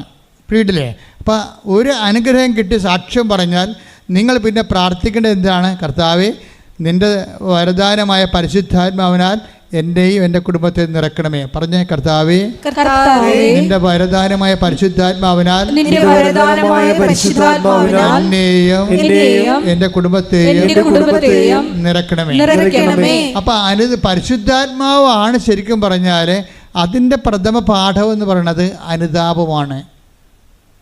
അതുകൊണ്ടാണ് പത്രോസ് പറയത്തില്ലേ 7:2:38 എന്താ പറയണത്? നിങ്ങൾ പരിശുദ്ധാത്മാവിനെ സ്വീകരിക്കാൻ പറയുമ്പോൾ ഈശോ പറയും, പത്രോസ് ചോദിക്കും, പരിശുദ്ധാത്മാവിനെ സ്വീകരിക്കാൻ ഞങ്ങൾ എന്ത് ചെയ്യണം? അപ്പോൾ എന്താ? നിങ്ങൾ പശ്ചാത്തപിക്കണമെന്ന് പറയും. അപ്പം എപ്പോഴും ബൈബിൾ എങ്ങനെ ഏത് കാലത്ത് വെളിപ്പെടുത്തിയാലും കണ്ടൻറ്റ് വൈസ് സെയിം ആയിരിക്കും. ഇവർ പരസ്പരം എഴുതപ്പെടുന്ന ആൾക്കാർ ചോക്ക് പോലെ ഇരിക്കുന്ന ആൾക്കാരാണ്. എഴുതുന്നത് പരിശുദ്ധാത്മാവാണ് എഴുതണമെങ്കിലും എഴുതുന്ന ആൾ ചോക്കാണ്. കാരണം ചോക്ക് ഇപ്പോൾ അധ്യാപകൻ നമ്മൾ ടേബിളിൽ അല്ലെങ്കിൽ ബോർഡിൽ എഴുതണത് അധ്യാപകനാണ് എഴുതുന്നത്, ചോക്കാണ് എഴുതണത്. അധ്യാപകനല്ല എഴുതണത്, ചോക്ക് കൊണ്ടാണ് എഴുതണത്. ഇപ്പോൾ യോഹന്നാനൊക്കെ ഒരു ചോക്കാണ്, പത്രോസും ഒരു ചോക്കാണ്. അവരെ കൊണ്ട് പരിശുദ്ധാത്മാവ് എഴുതുന്നതാണ്, പല കാലങ്ങളിൽ എഴുതുന്നതാണ്. പക്ഷേ ആ എഴുതുന്ന ആൾ പരിശുദ്ധാത്മാവ് ആയതുകൊണ്ടും ഒരേ ഒരാളായത് കൊണ്ടും എവിടെ എന്ത് പറഞ്ഞാലും പരസ്പര വിരുദ്ധം ഉണ്ടാകത്തില്ല. ഇവിടെ എന്താ പറഞ്ഞത്? നിനക്ക് ഈ വെള്ളം കുടിച്ചാൽ നീ ദാഹിക്കും അല്ലേ? ഞാൻ തരുന്ന വെള്ളം കുടിച്ചാൽ നിനക്ക് ദാഹിക്കത്തില്ല. ഞാൻ തരുന്ന വെള്ളം എന്താണ്? അത് 7:39 തന്നെ വിശ്വസിക്കാതിരുന്നവർ സ്വീകരിക്കാതിരുന്ന പരിശുദ്ധാത്മാവിനെക്കുറിച്ചാണ് അവൻ പറഞ്ഞത്. ഈ ആത്മാവിനെ കിട്ടാൻ എന്താ പറയണം? എന്താ മാർഗം? ഈ ആത്മാവിനെ കിട്ടാൻ പശ്ചാത്താപം തന്നെ പറയണം. പോയി ഭർത്താവിനെ വിളിച്ചുകൊണ്ട് വരണം. അപ്പോൾ പറഞ്ഞ് ഞാൻ എൻ്റെ അപ്പോൾ എനിക്ക് ഭർത്താവില്ല, നിനക്ക് ഭർത്താവില്ലെന്ന് പറഞ്ഞ് ശരിയാണ്. 5 ഭർത്താക്കന്മാരുണ്ടായിരുന്നു, ഇപ്പോഴുള്ള ആൾ നിൻ്റെ ഭർത്താവല്ല എന്ന് പറയുമ്പോഴേ അനുതാപത്തിലേക്ക് അവളെ കൊണ്ടുവരികയാണ് ശരിക്കും പറഞ്ഞാൽ. ഇത് തന്നെ സഭ സ്ഥാപിക്കപ്പെടുമ്പോഴും പത്രോസിലൂടെ പറഞ്ഞതാണ്, ഈ ആത്മാവിനെ സ്വീകരിക്കാൻ ഞങ്ങൾ എന്ത് ചെയ്യണമെന്ന് ചോദിക്കും. അപ്പോൾ എന്താ പത്രോസ് പറയണത്? അപ്പോസ്തല പ്രവർത്തനങ്ങൾ 2:38 പത്രോസ് പറഞ്ഞു നിങ്ങൾ പശ്ചാത്തപിക്കുവിൻ, പാപമോചനത്തിനായി എല്ലാവരും യേശുക്രിസ്തുവിന്റെ നാമത്തിൽ സ്നാനം സ്വീകരിക്കുവിൻ. പരിശുദ്ധാത്മാവിന്റെ ദാനം നിങ്ങൾക്ക് ലഭിക്കും. പരിശുദ്ധാത്മ ദാനം കിട്ടാനുള്ള മാർഗം എന്താണ്? പശ്ചാത്താപം തന്നെയാണ് അവിടെ. ഇത് തന്നെയാണ് ഈശോ സമരക്കാരോട് പറഞ്ഞത്, ഇത് തന്നെയാണ് ഈശോ പത്രോസിനോടും പറഞ്ഞത്. പറഞ്ഞിരിക്കുന്ന ഉപദേശങ്ങളിലും നിർദ്ദേശങ്ങളിലും ഒന്നും വ്യത്യാസമില്ല, സെയിം തന്നെയാണ്. അപ്പോൾ ഈ അടയാളങ്ങൾ കാണുമ്പോൾ എന്താ ഉദ്ദേശിക്കുന്നത്? അടയാളങ്ങളും അത്ഭുതങ്ങളും വരുമ്പോൾ അതിൻ്റെ ഉദ്ദേശം എന്താണ്? കർത്താവേ, നീ ഞങ്ങളെ വിട്ടു പോകണമേ എന്ന് പത്രോസ് പറയുന്നില്ല അത്ഭുതം കാണുമ്പോൾ.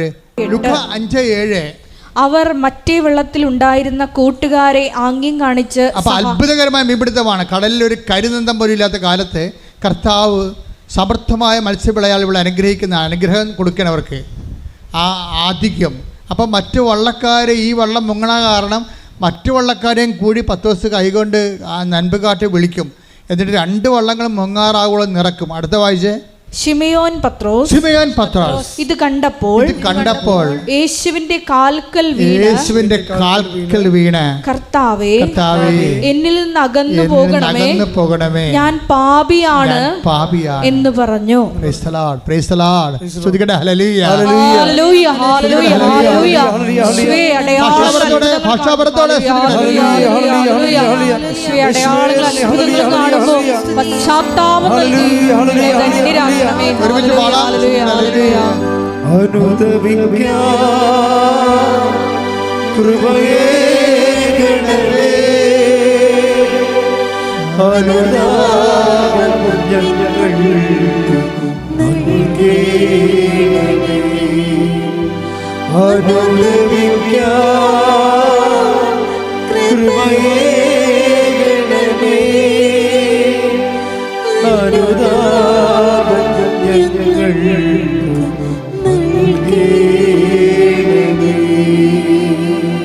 പരിശുദ്ധ പരമദിവ്യകാരുണ്യത്തിന് ആരാധനയും സ്തുതിയും പുകഴ്ചയും പരമദിവ്യകാരുണ്യത്തിന് ആരാധനയും സ്തുതിയും പുകഴ്ചയും ഉണ്ടായിരിക്കട്ടെ. അനുതാപത്തിൻ്റെ ഒരു സെക്ഷൻ കഴിയുമ്പോഴാണ് വലിയ കാര്യങ്ങൾ സംഭവിക്കുന്നത്. കർത്താവ് കാര്യങ്ങൾ എന്താണ് സംഭവിച്ചിരിക്കുന്നത്? കർത്താവ് കാര്യങ്ങളെ 2 തിരിക്കുന്നു. ചെറിയ കാര്യങ്ങളും ഇവയേക്കാൾ വലിയ കാര്യങ്ങളും. വലിയ കാര്യങ്ങൾ സംഭവിക്കുന്നത് എപ്പോഴാണ്? ഞാൻ എൻ്റെ പിതാവിൻ്റെ അടുത്ത് പോവുകയും ഇതിനേക്കാൾ വലിയ കാര്യങ്ങൾ നിങ്ങൾ ദർശിക്കുകയും ചെയ്യുമെന്ന് പറയും. ഈ വലിയ കാര്യങ്ങൾ നമ്മൾ ദർശിക്കുന്നത് എപ്പോഴാണ്? കർത്താവ് പിതാവിൻ്റെ അടുത്ത് പിതാവിൻ്റെ അടുത്ത് പോണത് എന്തിനു വേണ്ടിയാണ്? ഞാൻ എൻ്റെ പിതാവിനോട് ചോദിക്കുകയും. Take the word of God. യോഹന്നാൻ 14:16. യോഹന്നാൻ 14:16. ഞാൻ പിതാവിനോട് അപേക്ഷിക്കുകയും. അതാണ് പിതാവിൻ്റെ അടുത്ത് പോകണം. നമ്മൾ വലിയ കാര്യങ്ങൾ ദർശിക്കേണ്ടത് എങ്ങനെയാണ്? ഞാൻ പിതാവിൻ്റെ അടുത്ത് പോകുമ്പോൾ വലിയ കാര്യങ്ങൾ ദർശിക്കുമെന്ന് പറഞ്ഞാൽ പോകുമ്പോൾ എന്താണ് സംഭവിക്കുന്നത്? 14:16 എന്താ പറയണത്? ഞാൻ എൻ്റെ പിതാവിനോട് അടുത്ത് പോവുകയും പിതാവിനോട് ചോദിക്കുകയും. അടുത്ത വായിച്ച എന്നേക്കും നിങ്ങളോട് കൂടെ ആയിരിക്കാൻ. എന്നേക്കും പറഞ്ഞ എന്നേക്കും നിത്യത വരെ നിങ്ങളോട് കൂടെ ആയിരിക്കുവാൻ മറ്റൊരു സഹായകനെ അവിടുന്ന് നിങ്ങൾക്ക് തരികയും ചെയ്യും. ശ്രദ്ധിക്കട്ടെ. ഹല്ലേലൂയ. ഞങ്ങൾക്ക് സഹായകനെ വാഗ്ദാനം ചെയ്ത പിതാവിന്റെ സ്നേഹത്തിന് നന്ദി പറയുന്നു. ദൈവമേ വരണേ,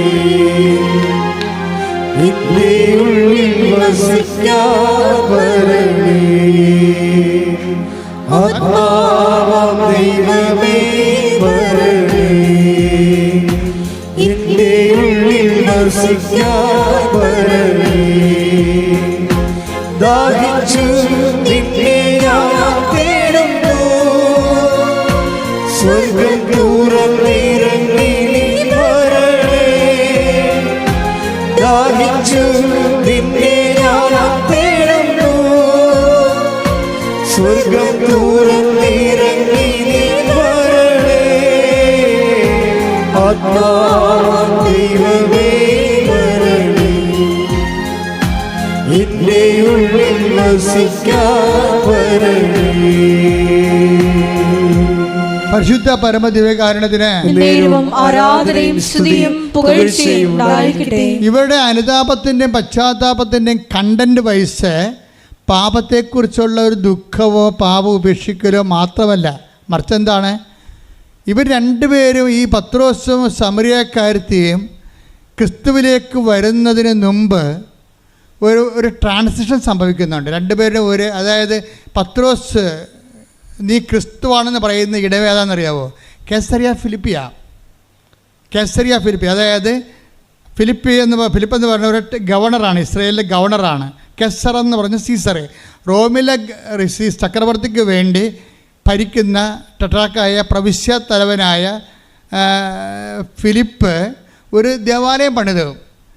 അതാണ് കേസറിയ ഒരു സിറ്റി പണിതിട്ട് അവിടെ ഒരു വലിയ ക്ഷേത്രം പണിയും. അതിൻ്റെ പുറത്ത് കുറേ ദേവതകളെ സൃഷ്ടിക്കുക. ആ ദേവതകളുടെ മുമ്പിൽ കേസറിയ ഫിലിപ്പിയിലാണ് ഈ 10 ദിവസം വന്ന് പെടുന്നത്. അവിടെ വെച്ചാണ് കർത്താവ് ചോദിക്കുന്നത്, whom do you say that I am? Take the word of God. മത്തായി 16:13.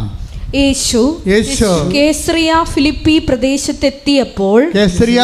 പ്രദേശത്തെത്തിയപ്പോൾ ശിഷ്യന്മാരോട് ചോദിച്ചു, മനുഷ്യപുത്രൻ ആരെന്നാണ് ജനങ്ങൾ പറയുന്നത്? അവിടെയാണ് വിഷയം വന്നത്. കാര്യം ഈ ഫിലിപ്പ് ഗവർണറെ ഈ സീസറിനെ പ്രോത്സാഹിപ്പിക്കാൻ വേണ്ടി അദ്ദേഹത്തിൻ്റെ പല വിഗ്രഹങ്ങളെ ഇവിടെ സ്ഥാപിച്ചിട്ടുണ്ട്. ചക്രവർത്തിയുടെ വിഗ്രഹമുണ്ട്, പിന്നെ കുറഞ്ഞിട്ട് ചക്രവർത്തി ആരാധിക്കുന്ന ഡയാന ദേവിയുടെ വിഗ്രഹമുണ്ട്. പല വിഗ്രഹങ്ങൾ ഇങ്ങനെ ഈ മട്ടുപ്പാവൂർ ഈ കേസറിയ ഫിലിപ്പിയുടെ ക്ഷേത്രത്തിന് മുകളിലുണ്ട്. അപ്പോൾ പത്രോസിൻ്റെ ഇതിന് മുമ്പ് നിർത്തിയിട്ടാണ് ചോദിക്കുന്നത്, whom do you say that I am? എന്ന് ചോദിക്കുമ്പോൾ പത്രോസ് ഈ ക്ഷേത്രങ്ങളുടെ മുകളിലിരിക്കുന്ന എല്ലാ വിഗ്രഹങ്ങളെയും ഇങ്ങനെ നോക്കും. അപ്പോൾ ബറൂക്കിൻ്റെ പുസ്തകത്തിൽ എഴുതിയിട്ടുണ്ട്, എന്താണ്? അവയ്ക്ക് കണ്ണുണ്ട് പക്ഷെ കാണുന്നില്ല, അവയ്ക്ക് ചെവി കൊണ്ട് പക്ഷെ കേൾക്കുന്നില്ല, അവ സംസാരിക്കുന്നില്ല, അവയ്ക്ക് ജീവനില്ല. ഇത്രയും മനസ്സിലാക്കിയിട്ട് പത്രോസ് ഒരു നെടുവീർപ്പോടെ പറയും, ഇതുപോലെയുള്ള കണ്ണ് കാണാത്ത ചെവി കേൾക്കാത്ത ജീവനില്ലാത്ത ദൈവമല്ല നീ. U are Christ the son of the living God. നീ ജീവിക്കുന്ന ദൈവത്തിൻ്റെ പുത്രനായ മിശിഹ. കൈയടിക്കട്ടെ, ശ്രുതികളെ.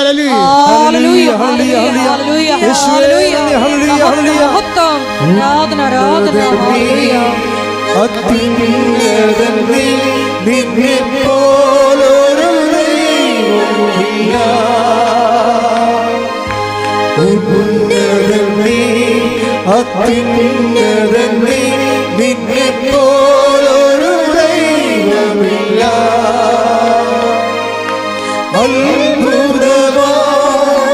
അതിശയവാൻ നീ മാത്രമൻ ദൈവമെന്നും.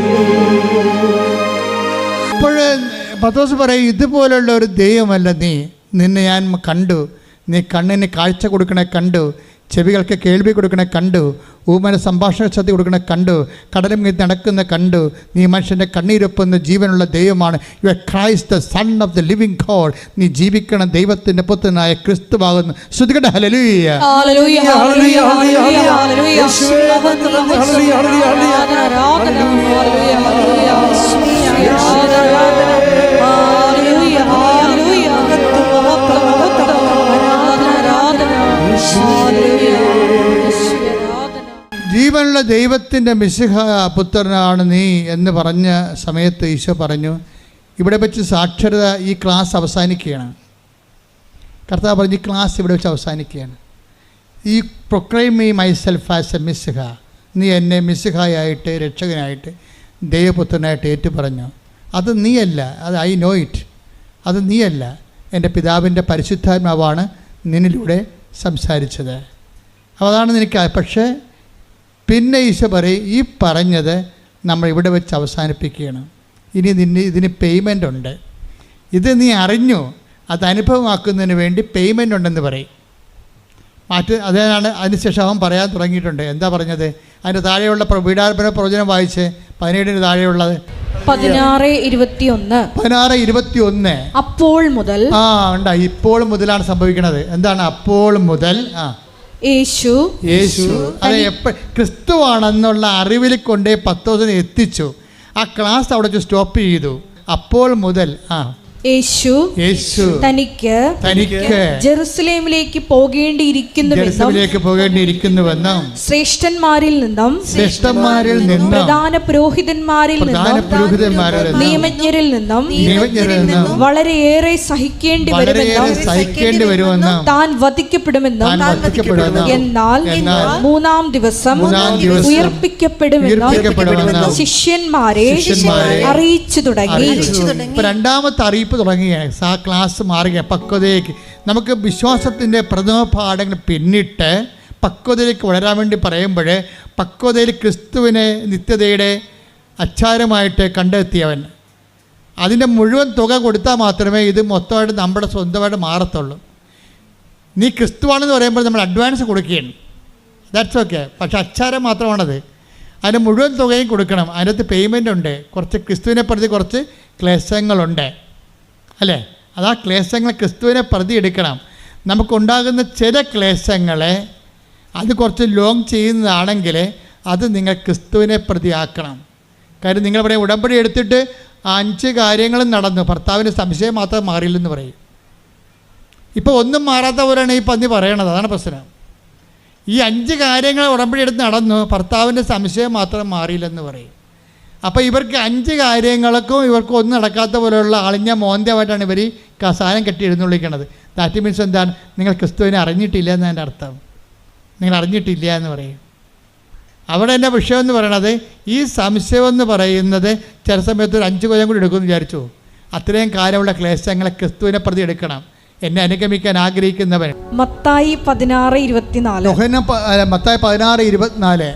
യേശു ശിഷ്യന്മാരോട് അരുൾ ചെയ്തു. യേശു ശിഷ്യന്മാരോട് അരുൾ ചെയ്തു, ആരെങ്കിലും എന്നെ അനുഗമിക്കാൻ ആഗ്രഹിക്കുന്നെങ്കിൽ അവൻ തന്നെ തന്നെ പരിത്യജിച്ച് തന്റെ കുരിശുമെടുത്ത് എന്നെ അനുഗമിക്കട്ടെ. കണ്ടോ? അപ്പോഴിനി അടുത്ത നടപടിയിലെ നമുക്ക് 6 കാര്യങ്ങൾ എഴുതി വെച്ചാലും ചിലപ്പോൾ 3 കാര്യങ്ങൾ നടന്നിട്ട് മൂന്നാമത്തെ കാര്യം നിങ്ങൾ ഓർക്കും, ഉടനെ പുതുക്കുമ്പോൾ ഉടനെ നടക്കുമെന്ന്. പുതുക്കുമ്പോൾ ഉടനെ അത്ഭുതം നടക്കും. എന്താ നടക്കണമെന്ന് അറിയാമോ? ക്രിസ്തുവിനെ സ്വീകരിക്കാനുള്ള മാനസികാവസ്ഥ നിങ്ങളുടെ കണ്ണ് തുറന്നു തരും കർത്താവ്. എന്താ അത്? നിങ്ങളിപ്പോൾ അനുഭവിക്കുന്ന ക്ലേശങ്ങളെ കർത്താവിൻ്റെ നാമത്തിൽ ദൈവസ്നേഹത്തോടെ എടുത്താൽ ക്രിസ്തുവിനെ നിങ്ങൾക്ക് കിട്ടുമെന്ന് പറഞ്ഞു തരും. അതും അതിലെ പരിശുദ്ധാത്മാവിന് നിത്യതയും കിട്ടും. അപ്പോൾ നിങ്ങൾ ക്രിസ്തുവിനെ ആഗ്രഹിച്ചുകൊണ്ടാണ്. അപ്പോൾ പത്രോസ് പറഞ്ഞ് ഇത് ഭയങ്കര പാടാണ്, ഇത് കേൾക്കാൻ ഭയങ്കര ബുദ്ധിമുട്ടാണ് എന്ന് പറഞ്ഞ് ക്രിസ്തുവിനെ മാറ്റി നിർത്തി. ക്രിസ്തുവിനെ മാറ്റി നിർത്തിയിട്ട് അവനോട് ദുർന്യായം പറയാൻ തുടങ്ങി. അങ്ങനെയല്ല കർത്താവേ, അപ്പം നിങ്ങളും പറയും അതുപോലെ. അങ്ങനെയല്ല, ബാക്കി എനിക്ക് മകന് ജോലി കിട്ടിയത് അവന് കൊള്ളാം, പക്ഷേ സംശയം ഭർത്താവിൻ്റെത് ഞാനല്ലേ അനുഭവിക്കണത്, എന്നെയല്ലേ സംശയം. മകന് ജോലി കിട്ടി അത് കൊള്ളാം, അതിപ്പോൾ തന്നില്ലെങ്കിലും കുഴപ്പമില്ല, അവൻ എങ്ങനെയും നേടിയെടുത്തുള്ളൂ, എന്നാലും സംശയം ഒന്ന് മാറ്റി. അപ്പോൾ നോക്കുക, അപ്പോൾ ക്രിസ്തുവിനെ നിങ്ങൾക്ക് വേണ്ടപ്പോഴും അപ്പോൾ അപ്പോഴും നിങ്ങളുടെ അവലാദികൾ മാറിയാൽ മതി. അപ്പോൾ അവലാതി മാറ്റാനുള്ള ഉപാധിയായിട്ട് ക്രിസ്തുവിനെ കണ്ടു കഴിഞ്ഞാൽ ക്രിസ്തുവിനിൽ നിന്നുള്ള യഥാർത്ഥ കൃപ നിങ്ങൾക്ക് നഷ്ടപ്പെടാനുള്ള സാധ്യതയുണ്ട്. യു ഗോട്ട് ദ പോയിന്റ്, പിടിയോ? അതുകൊണ്ട് വളരെ ശ്രദ്ധിച്ച് വേണം. അപ്പോൾ ഉടനെ 10 ദിവസം മാറ്റി നിർത്തി take the word of God. Mathai 16:22. Mathai 16:22. പത്രോസ് അവനെ മാറ്റി നിർത്തി തടസ്സം പറയാൻ തുടങ്ങി. ദൈവം കനിയട്ടെ, കർത്താവേ, ഇതൊരിക്കലും നിനക്ക് സംഭവിക്കാതിരിക്കട്ടെ. അപ്പൊ ഇത് ഇത്രയും പറയുമ്പോഴേ ക്ലേശങ്ങൾ വരുമ്പോൾ പറയും അത് നടക്കാതിരിക്കട്ടെ കർത്താവേ, അത് നടക്കാതിരിക്കട്ടെ കർത്താവേ എന്ന് പറയും. ഇത് നമ്മളെല്ലാവരും പറയും, ഞാനും പറയും, നിങ്ങളും പറയും. പക്ഷേ സെക്കൻഡ് ഫേസ്, എന്നെപ്പോലുള്ള ഒരു സെക്കൻഡ് ഫേസിൽ അത് നടക്കണേ കർത്താവേ, നിൻ്റെ തിരുമനസ്സ് നിറവേറിയാൽ മതി, നിൻ്റെ നാമം പൂജിതമായാൽ മതി, അതാണ് ഞാൻ എപ്പോഴും പ്രാർത്ഥിക്കണമെന്ന് പറയും. കാര്യം സ്വർഗസ്ഥനായ പിതാവ് എന്ന് പറയണത് ഒരു രക്ഷയുമില്ലാത്തൊരു പ്രാർത്ഥനയാണ്. സ്വർഗസ്ഥനായ പിതാവിൻ്റെ ഒരു പ്രാർത്ഥനയ്ക്ക് ഒരു ജന്മത്തെ നിലനിർത്താൻ കഴിയാൻ പറ്റും. ഒരു വരി മതി. ഞാൻ എപ്പോഴും പ്രാർത്ഥിക്കും, കർത്താവേ ഞങ്ങളെ പ്രലോഭനങ്ങൾ ഉൾപ്പെടുത്തരുത്, തിന്മയും രക്ഷിക്കണമേ. ഈ ഒരൊറ്റ വരി ആദ്യം മതിയെങ്കിൽ നമുക്കൊരു ദിവസം മൊത്തം ജീവിക്കാൻ പറ്റും. എന്താ പറഞ്ഞ, കർത്താവ് ഞങ്ങളെ പ്രലോഭനത്തിൽ ഉൾപ്പെടുത്തരുത്, തിരുമേനി രക്ഷിക്കണമേ. പ്രലോഭനം എന്തെല്ലാം ഉണ്ട് ശരിക്കും പറഞ്ഞാൽ. ഒരുത്ത സ്വിറ്റ്സർലൻഡിൽ പോയപ്പോഴും ഉടനെ അവൻ പറഞ്ഞ് അവിടെ 4 ലക്ഷം ശമ്പളമാണെന്ന് പറഞ്ഞു. ഉടനെ നമ്മുടെ വീട് സ്ഥലം വിറ്റ് അപ്പനെയും അമ്മനെയും പുതപ്പിച്ച് കിടത്തിയിട്ട് നമ്മൾ സ്വിറ്റ്സർലൻഡിൽ പോകും. പ്രലോഭനമാണ്. അവിടെ ചെന്നപ്പോൾ കൂട്ടുകാരൻ ജോലി കിട്ടി, അവൻ്റെ ജോലി തന്നെ നമ്മളവിടെ ചെന്നപ്പോൾ അവൻ്റെ ജോലിയും പോയി. അങ്ങനെ പ്രലോഭനത്തിൽ ഉൾപ്പെടുത്തരുത്. നമ്മളെല്ലാം നന്മയായിട്ട് തോന്നണതാണത്.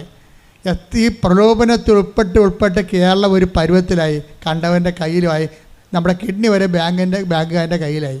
എന്താണ് അല്ല തമസല്ലേ? എല്ലാവരുടെ കിഡ്നിയും പണയമാണ്. ഇടയ്ക്കൊന്ന് തപ്പി നോക്കണേ, ബാങ്കുകാർ അടിച്ചിട്ട് പോയാന്നറിയത്തില്ല. അതിൻ്റെ പ്രശ്നം വെച്ചാൽ ഓരോ കാര്യം വരുമ്പോൾ മക്കളെടുത്ത് ചാടും, നമ്മളെ കൂടെ ചാടും. എന്നാൽ ക്യാമറ വെള്ളത്തിലോട്ട് പോട്ടെ, ആ വെള്ളത്തിലോട്ട് പോട്ടെ, നമ്മൾ മക്കളുടെ കൂടെ ചാടുകയാണേ. വാക്ക് വിവരമില്ല പറഞ്ഞായിരിക്കും ചിലപ്പോഴേ അവിടെ കൂട്ടുകാരൻ്റെ പോയെന്ന് പറഞ്ഞാൽ നമ്മളുടനെ വീടും സ്ഥലവും വിറ്റ് ആ പിള്ളേരുടെ കൂടെ വെള്ളത്തിൽ ക്യാമറയുമായിട്ട് ചാടണ പോലെ ചാടിയതാണ്. അങ്ങനെ വരുമ്പോൾ ഞങ്ങളെ എപ്പോഴും നമ്മൾ ഇത് പ്രാർത്ഥിക്കണം. എന്താണ്? ഞങ്ങളെ സ്വർഗസ്ഥനായ പിതാവ് മൊത്തം പ്രാർത്ഥിക്കുന്നതിനേക്കാളും അത് നിങ്ങൾ പ്രാർത്ഥിച്ചോ, പക്ഷേ അതിൻ്റെ ഓരോ വരിയും രാവിലെ എഴുന്നേൽക്കുമ്പോൾ അന്നു വേണ്ട ആഹാരം ഇത് ഞങ്ങൾക്ക് തരണമേ, അന്ന് ഇന്നത്തെ കാര്യം നടത്തി തരണമെന്നാണ്. അതിൽ ഏറ്റവും വലിയ സംഭവം വരും അത്. പിന്നെ എന്താണ്? ഞങ്ങൾക്ക് എന്തെല്ലാം നടത്തി തന്നാലും ഞങ്ങൾ പ്രലോഭനത്തിൽ വീണ് കഴിഞ്ഞാൽ ഈ ജന്മത്ത് പൊങ്ങി വരത്തില്ല. കാരണം നമ്മുടെ വീടും കുടിയും എല്ലാം പാട്ടത്തിലും കടത്തിലുമായി. നമ്മൾ ഒരു മെത്തയുടെ പരസ്യം കാണുമ്പോൾ തോന്നും, ഒരു മെത്തയുടെ പരസ്യം കണ്ട് പപ്പ നല്ല മെത്ത, നല്ല അടി, നമുക്കതൊരെണ്ണം മേടിക്കണം. എന്തിനാണ്? വാടക വീട്ടിൽ ഇടാനാണ്. അപ്പം ചോദിക്കണം അതാണ്. ഈ പരസ്യം കാണുമ്പോൾ മക്കൾ ചാടും, പക്ഷെ അപ്പം പറയും ഇത് നമ്മൾ വാടക വീട്ടിൽ കൊണ്ടുപോയിട്ട് കഴിഞ്ഞാൽ അയാൾ ഇറങ്ങാൻ വരുമ്പോൾ ഈ മെത്തയും കൂടി വലിച്ചോണ്ട് ഇപ്പം നമുക്ക് വെറുതെ പോയാൽ മതി. നമ്മൾ വാടക വീട്ടിൽ കൊണ്ടുപോയി മെത്ത ഇട്ട് കഴിഞ്ഞാൽ ഇത് നമ്മൾ അടുത്ത വണ്ടിക്ക് ഏത് ഓട്ടോറിക്ഷക്കാരനും പിന്നെ 120 രൂപ വേറെ കൊടുക്കണം ഈ മെത്ത ചുമക്കാൻ വേണ്ടി. അതാണ് പ്രശ്നം. അപ്പോൾ ഒരു പ്രലോഭനത്തിൽ വീണതാണ് ശരിക്കും പറഞ്ഞാൽ. അതുകൊണ്ടാണ് കർത്താവ് നേരത്തെ അഡ്വാൻസ് ആയിട്ട് ഒരു പ്രൊട്ടക്ഷൻ പ്രെയറാണത്. അതിൻ്റെ അകത്ത് എന്തെല്ലാം ഉണ്ടെന്നറിയാം. പ്രൊട്ടക്ഷൻ പ്രെയർ ഉണ്ട്, ഡെലിവറൻസ് പ്രെയർ ഉണ്ട്, ഡെയിലി മെയിൻ്റനൻസ് പ്രെയർ ഉണ്ട്. സ്വർഗസ്ഥനായ പിതാവിൽ നിങ്ങൾ എന്നാ ജാതി ആയാലും ശരി, ആ സ്വർഗസ്ഥനായ പിതാവ് ഒന്ന് പഠിച്ചു വെക്കണം. നല്ലതാണ് കേട്ടോ. ഏത് സമയത്ത് കരകയറുന്നൊരു പിടിയും കിട്ടത്തില്ല, അത്ര സൂപ്പറാണ്. അതിൻ്റെ കൂടെ ഉള്ള അമ്മയുടെ നന്മ നിറഞ്ഞ പറയും നിനക്ക് സ്വസ്തി, കർത്താവ് നിന്നോട് കൂടി എന്നുള്ളതും ദൈവഹിതത്തിൽ നിന്ന് കീഴ്വഴങ്ങിക്കൊണ്ട് ദൈവത്തിൻ്റെ ഇഷ്ടം നിറവേറ്റിക്കൊണ്ട് ഒരു ആധ്യാത്മിക മുന്നേറ്റം നടത്താൻ അമ്മ നിങ്ങളുടെ കൂടെ വരുന്ന പ്രാർത്ഥനയാണ് നന്മ നിറഞ്ഞ പറയും. ശ്രദ്ധിക്കട്ടെ. ഹല്ലേലൂയ ഹല്ലേലൂയ ഹല്ലേലൂയ ഹല്ലേലൂയ ഹല്ലേലൂയ ഈശോ ആരാധന. ഹല്ലേലൂയ ഹല്ലേലൂയ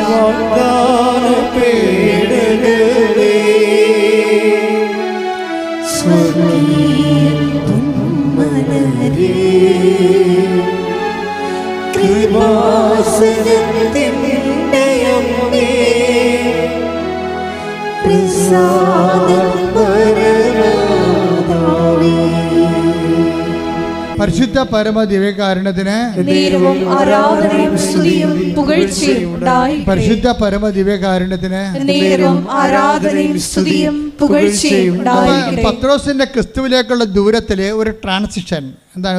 ഒരു പെട്ടെന്നുള്ളൊരു ഷിഫ്റ്റിംഗ് വരുന്നുണ്ട്. ഷിഫ്റ്റിംഗ് എന്ന് വെച്ച് കഴിഞ്ഞാൽ പത്രോസ് നീ ക്രിസ്തുവാണെന്നെല്ലാം പ്രഖ്യാപിച്ച് കഴിഞ്ഞതിന് ശേഷം പെട്ടെന്ന് പത്രോസിനോട് പറഞ്ഞു, നീ ജീവനുള്ള ദൈവത്തിൻ്റെ പുത്രനായ മിശിഹായാണെന്ന് പത്രോസ് പ്രഖ്യാപിച്ചു. എപ്പോഴും നമ്മളൊരു ട്രാൻസിഷന് മുമ്പ് അല്ലെങ്കിൽ നമ്മളൊരു വിശ്വാസത്തിൻ്റെ രണ്ടാം ഘട്ടത്തിൽ നമ്മൾ ക്രിസ്തുവിലേക്ക് എക്സ്ട്രാക്ഷൻ വരണം. ക്രിസ്തുവിനെ അറിഞ്ഞിട്ടും പിന്നെ കാണുന്ന സ്ഥലങ്ങളിലെല്ലാം നമ്മൾ പ്രാർത്ഥിക്കാൻ പോയാൽ പ്രശ്നമുണ്ടാവുന്നല്ല, നമ്മൾ ക്രിസ്തുവിനെ അത്ര കണ്ട് നമുക്ക് അനുഭവവേദ്യമാകാതെ വരും. പ്രശ്നം എന്താ? ഒരു പ്രശ്നം ഉണ്ടാകത്തില്ല. വേണമെങ്കിൽ നിരീശ്വരവാദിയായിട്ട് നിങ്ങൾ ഇവിടെ ജീവിക്കാം. നിരീശ്വരന്മാരൊക്കെ കണ്ടില്ലേ, ടി വിയിലിരുന്ന് ചർച്ച ചെയ്യുന്ന നിരീശ്വരന്മാർ ആരെങ്കിലും അവിടെ എല്ലാം നല്ല ആരോഗ്യമുള്ളവരല്ലേ?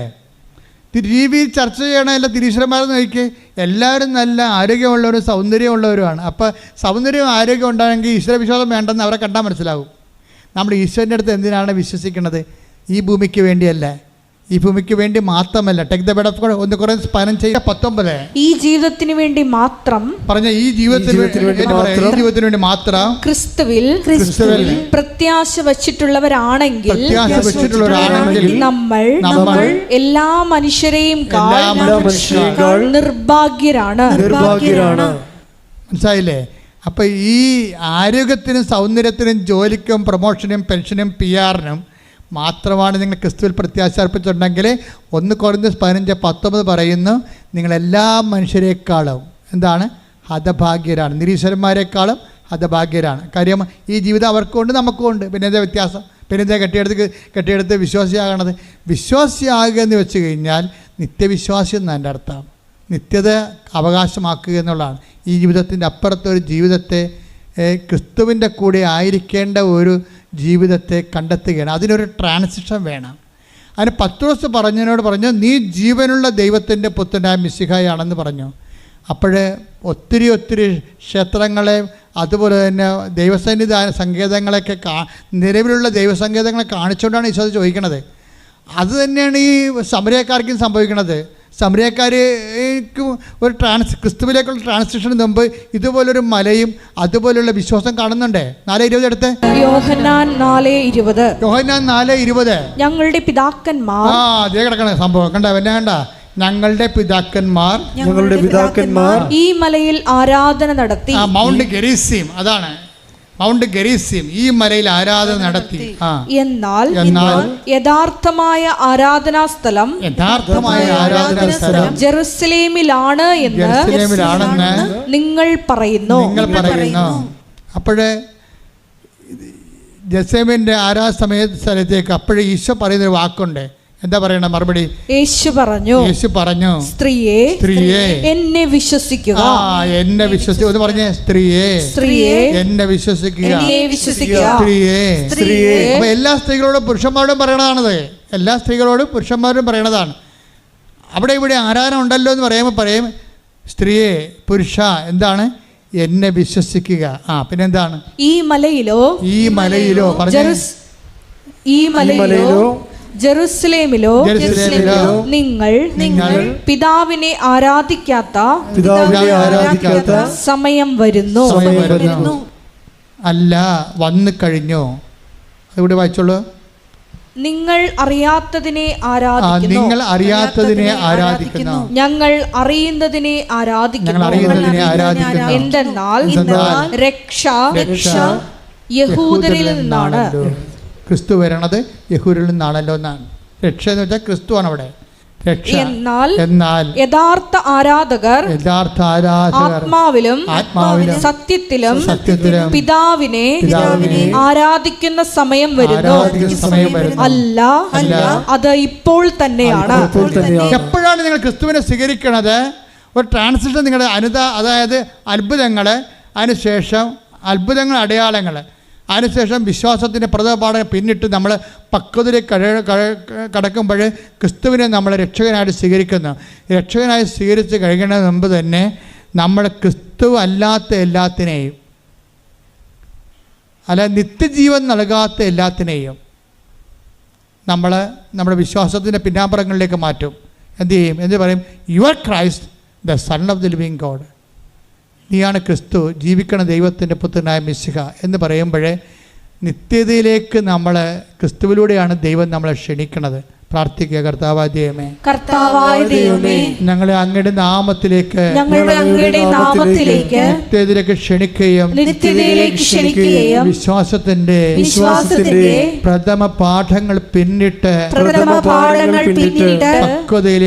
പക്വതയിലേക്ക് വളരുവാൻ ഞങ്ങളെ അനുഗ്രഹിക്കണമേ. അപ്പൊ പാല് കൊടുക്കേണ്ട കാലം, കുഞ്ഞുങ്ങൾക്ക് പാല് കൊടുക്കേണ്ട കാലമുണ്ട്.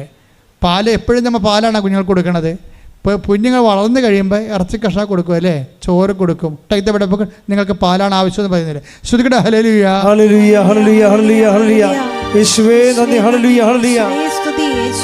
ആരാധ്യനേ, പരിശുദ്ധനേ, പരമോന്നതാ യേശുവേ, അണയുന്നു ഞാൻ തിരുമുൻപിലായി, അലിവോടെ എന്നെ നോക്കണമേ.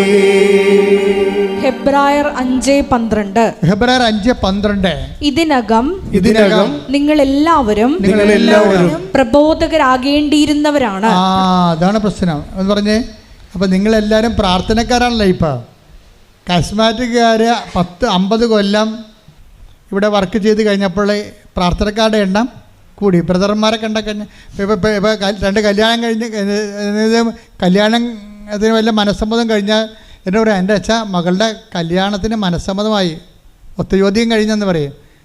പെണ്ണിൻ്റെ അപ്പനൊരു പ്രാർത്ഥനക്കാരനാണെന്ന് പറയും. അതിൻ്റെ അർത്ഥം എന്താ? ബ്രദറാണെന്നാണ് പറയണത്, പ്രാർത്ഥനക്കാരെന്നാണ് വിളിക്കണത്. പെണ്ണിൻ്റെ അപ്പനൊരു പ്രാർത്ഥനക്കാരനാണ് എന്ന് വെച്ച് കഴിഞ്ഞാൽ ഒരു കേരള സഭയിൽ ഉരുത്തിരിഞ്ഞ് വന്ന പുതിയ ഒരു ആത്മീയ വംശമാണ് പ്രാർത്ഥനക്കാരുടെ വർഗം, വർഗം. അപ്പോഴതിൻ്റെ അകത്ത് അതാണ് എൻ്റെ പ്രഥമ പാഠങ്ങളാണത്. വിശ്വാസത്തിൻ്റെ പ്രഥമ പാഠങ്ങളാണ് പ്രാർത്ഥനക്കാരുണ്ടാകണത്. പിന്നെ എന്താണ് ഇവിടെ 5:12 അതല്ല പറയണത്. എന്താ പറയുക? ഒന്ന് വായിച്ചത്. ഇതിനകം നിങ്ങളെല്ലാവരും പ്രബോധകരാകേണ്ടിയിരുന്നവരാണ്. അതാണ് പ്രശ്നം. അതായത് ഒരു വിഷയം വരുമ്പോഴേ ഉടനെ കൃപാസനത്തിൽ വന്ന് ബ്രദറിനെ കാണണം, സിസ്റ്ററിനെ കാണണം, അച്ഛനെ കാണണമെന്നല്ല പറയണത്. നിങ്ങളെ പരസ്പരം സങ്കീർത്തനങ്ങൾ കൊണ്ട് പ്രബോധിപ്പിക്കാൻ.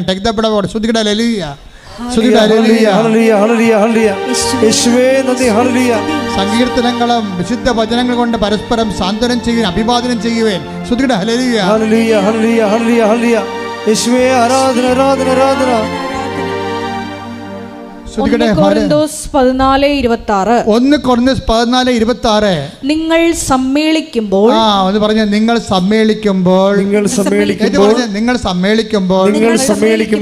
ഓരോരുത്തർക്കും ഒരു സങ്കീർത്തനമോ സാരോപദേശമോ വെളിപാടോ ഭാഷയോ വ്യാഖ്യാനമോ ഉണ്ടായിരിക്കും. ഇവയെല്ലാം ആത്മീയോത്കർഷത്തിനായി ഉപയോഗപ്പെടുത്തുകയും ചെയ്യട്ടെ. കണ്ടില്ലേ? അപ്പോൾ ഒരു സങ്കടക്കാരൻ വന്നു കഴിഞ്ഞാൽ ഉടനെ നിങ്ങൾ പറയേണ്ടത് എന്താണ്? ഉടനെ അച്ഛന് കൃപാസനത്തിൽ പോകാൻ പറയും. കൃപാസനത്തിൽ പോകാൻ പറയേണ്ടെന്നല്ല പറയേണ്ടത്, നിങ്ങൾ വളരണമെന്നാണ് പറയണത്. എന്താ കാര്യം? നിങ്ങൾ ഇതിനകം ഹെബ്രായർ 5:12 എന്താ പറയണത്? ഇതിനകം നിങ്ങൾ പ്രബോധകരാകേണ്ടിയിരുന്നവരാണ്. അത് തന്നെയാണ് ഈ പറഞ്ഞ് വായിച്ചിരിക്കണം. ഇത് 1 കൊരിന്തോസ് ഇപ്പോൾ അപ്സം വായിച്ച വചനം ഏതാണ്? 1 കൊരിന്തോസ് 14:26. നിങ്ങൾ സമ്മേളിക്കുമ്പോൾ ഓരോരുത്തർക്കും ഒരു സങ്കീർത്തനമോ സാരോപദേശമോ വെളിപാടോ ഭാഷയോ വ്യാഖ്യാനമോ ഉണ്ടായിരിക്കട്ടെ. ഇവയെല്ലാം ആത്മീയോത്കർഷത്തിനായി ഉപയോഗപ്പെടുത്തുകയും ചെയ്യട്ടെ. ഇന്നിപ്പോഴ് ഉടമ്പടി എടുത്ത പലർക്കും വെളിപാടുണ്ട്. ഉടമ്പടി എടുത്ത പലർക്കും വചനങ്ങൾ അറിയാം. കാര്യം എല്ലാ ദിവസവും ഒരു വചനം വായിക്കുന്നുണ്ട്, വചനം കേൾക്കുന്നുണ്ട്.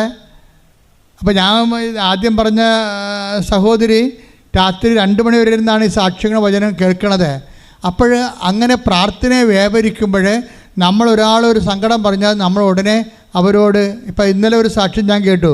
എന്താ പ്രശ്നം എന്ന് വെച്ച് കഴിഞ്ഞാൽ, അവൾ മാതാവിൻ്റെ മുമ്പ് നിൽക്കുകയാണ്. അവളുടെ മകള് എന്തോ പരീക്ഷയുടെ കാര്യത്തിന് ഭയങ്കരമായ സംഘർഷത്തിലാണ്.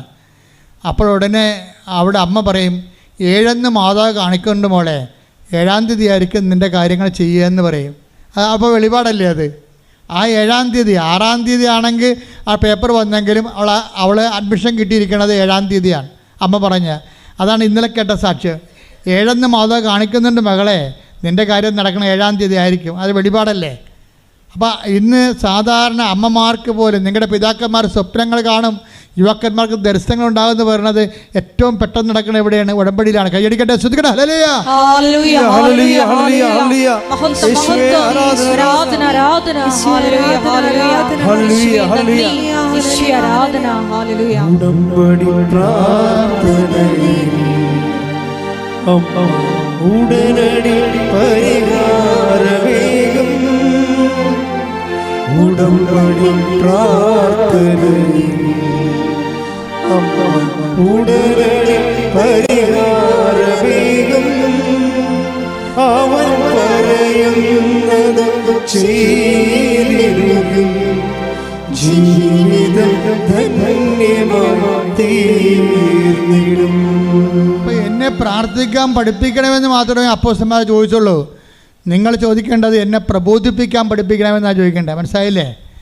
എന്നെ പ്രാർത്ഥിക്കാൻ കാര്യം കർത്താവ് എന്താ പറയണത്? ഞാൻ എൻ്റെ പിതാവിൻ്റെ അടുക്കലേക്ക് പോകുന്നതിനാൽ ഇതിനേക്കാൾ വലിയ കാര്യങ്ങൾ നമ്മൾ ചെയ്യുമോ? എന്താ കാര്യം? എന്നെ പ്രബോധിപ്പിക്കാൻ പഠിപ്പിക്കണമെന്ന് ചോദിച്ചു കഴിഞ്ഞാൽ ഓട്ടോമാറ്റിക്കായിട്ട് പ്രാർത്ഥന വരെ നമുക്ക് കിട്ടിയിരിക്കും. എന്താ കാര്യം? പ്രബോധിപ്പിക്കുന്നതിനേക്കാളും പ്രാർത്ഥന വരെ 10-ാം ക്ലാസ് പാസ്സാതെ എങ്ങനെയാണ് നമ്മൾ +2 പോണത്? മനസ്സിലായില്ലേ? അപ്പോൾ അങ്ങനെ വലിയ കാര്യങ്ങൾ ദൈവത്തോട് ചോദിക്കണം. വലിയ കാര്യങ്ങളിലാണ് ധ്യാനം തുടങ്ങിയത്, വലിയ കാര്യങ്ങളാണ് അവസാനിക്കുന്നത്. അപ്പം നിങ്ങൾ ക്രിസ്തുവിനെ നേടാൻ വേണ്ടിയാകണം ഉടമ്പടിയിലേക്ക് ജീവിതം മുന്നോട്ട് കൊണ്ടുപോകേണ്ടത്.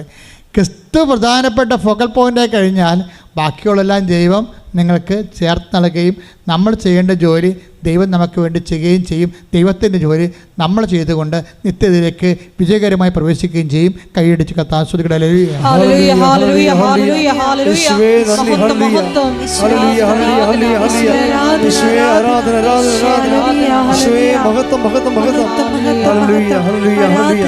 എഴുന്നേക്കട്ടെ, എല്ലാം എഴുന്നേക്കട്ടെ. നമുക്ക് രോഗസൗഖ്യ പ്രാർത്ഥനയിലേക്ക് പ്രവേശിക്കാം. പ്രാണപ്രിയ, പ്രാണപ്രിയ, ചങ്കിലെ ചോരതന്നെ വീണ്ടെടുത്തവനെ, വീണ്ടെടുത്തവനാ. പ്രാണപ്രിയ, പ്രാണപ്രിയ, ചങ്കിലെ ചോരതന്നെ വീണ്ടെടുത്തവനെ, വീണ്ടെടുത്തവനാ. പ്രാണപ്രിയൻ തന്റെ ചങ്കിലെ ചോരയായി എന്നെയും വീണ്ടെടുത്തു. പ്രാണപ്രിയൻ തന്റെ ചങ്കിലെ ചോരയായി എന്നെയും വീണ്ടെടുത്തു. നന്ദി യേശുവേ, നന്ദി യേശുവേ, നീ ചെയ്ത നന്മകൾക്കൊരായിരം നന്ദി. നന്ദി യേശുവേ, നന്ദി യേശുവേ, നീ ചെയ്ത നന്മകൾക്കൊരായിരം നന്ദി. ശക്തിയാലല്ല, കൈയുടെ ബലത്താലല്ല, നിന്റെ ദയയല്ലയോ എന്നെ നടത്തിയത്. ശക്തിയാലല്ല, കൈയുടെ ബലത്താലല്ല, നിന്റെ ദയയല്ലയോ എന്നെ നടത്തിയത്. നിന്നത് കൃപയാ, കൃപയാ, ദൈവകൃപയാ, നിർത്തിടും ദയയാ, ദയയാ, നിത്യദയയാ. നിന്നത് കൃപയാ, കൃപയാ, ദൈവകൃപയാ. പരിശുദ്ധ പരമദിവ്യകാരുണ്യത്തിന് നേരവും ആരാധനയും സ്തുതിയും പുകഴ്ചയും ഉണ്ടായിരിക്കട്ടെ. എൻ്റെ പ്രിയപ്പെട്ടവരെ, രോഗസൗഖ്യ പ്രാർത്ഥനയിലേക്കും ജീവിത ദുരന്ത തടസ്സ നിവാരണ പ്രാർത്ഥനയിലേക്ക് നമ്മൾ കർത്താവിൻ്റെ നാമത്തെ വചനത്തിൽ പ്രവേശിക്കുകയാണ്. ഒരു നിമിഷം മൗനമായി നമ്മുടെ വിഷമങ്ങളെയും ഇന്നത്തെ പ്രയാസങ്ങളെയും കർത്തൃത്തിരുസ്ഥിതി പരിശുദ്ധമ്മയുടെ മാധ്യസ്ഥയിൽ ഓർക്കാം. ഭക്തിയോടെയും ആദരവോടെയും സമർപ്പിക്കാം. കർത്താവ് നിന്റെ ഉന്നതമായ നാമത്തിന് സ്വസ്ഥം ചെയ്യുന്നു. കർത്താവ് ഇതിൻ്റെ വിശുദ്ധ പൗരോഹിത്യത്തെ മഹത്വപ്പെടുത്തണമേ. കർത്താവെ സഭയിലുള്ള സാന്നിധ്യം പ്രകടമാക്കണമേ. 39 വർഷമായി അർപ്പിക്കുന്ന കുർബാനയുടെ യോഗ്യതയാൽ അങ്ങയുടെ അവകാശവും ഓഹരിയുമാകുന്ന തിരുസഭയ്ക്ക് വേണ്ടി പ്രാർത്ഥിക്കുന്നു. അൾത്താരയുടെ ചുറ്റും ഓൺലൈനിൽ പങ്കെടുക്കുന്ന അക്രൈസ്തരായ സഹോദരങ്ങൾ ദൈവത്തിൻ്റെ പ്രത്യേക വിഹിതങ്ങൾക്ക് വേണ്ടി പ്രാർത്ഥിക്കുന്നു. കർത്താവിൽ നിന്ന് തിരുമുറിവാർന്ന വലതുകരം അണിപ്പെടുതാർന്ന അത്ഭുതകരം മക്കളുടെ ശിരസിൽ വെക്കണമെന്ന് പ്രാർത്ഥിക്കുന്നു. അടിപ്പിടർ പോലെ വൈതാക്കാലം ദൈവികമായ ശക്തികളൊക്കെ ആവശ്യിക്കട്ടെ. മാരക രോഗങ്ങൾ, തീരാവ്യാധികൾ, ജീവിത ദുരിതങ്ങൾ യേശു ക്രിസ്തു നാമത്തെ മാറിപ്പോകട്ടെ. ശ്രദ്ധിക്കട്ടെ.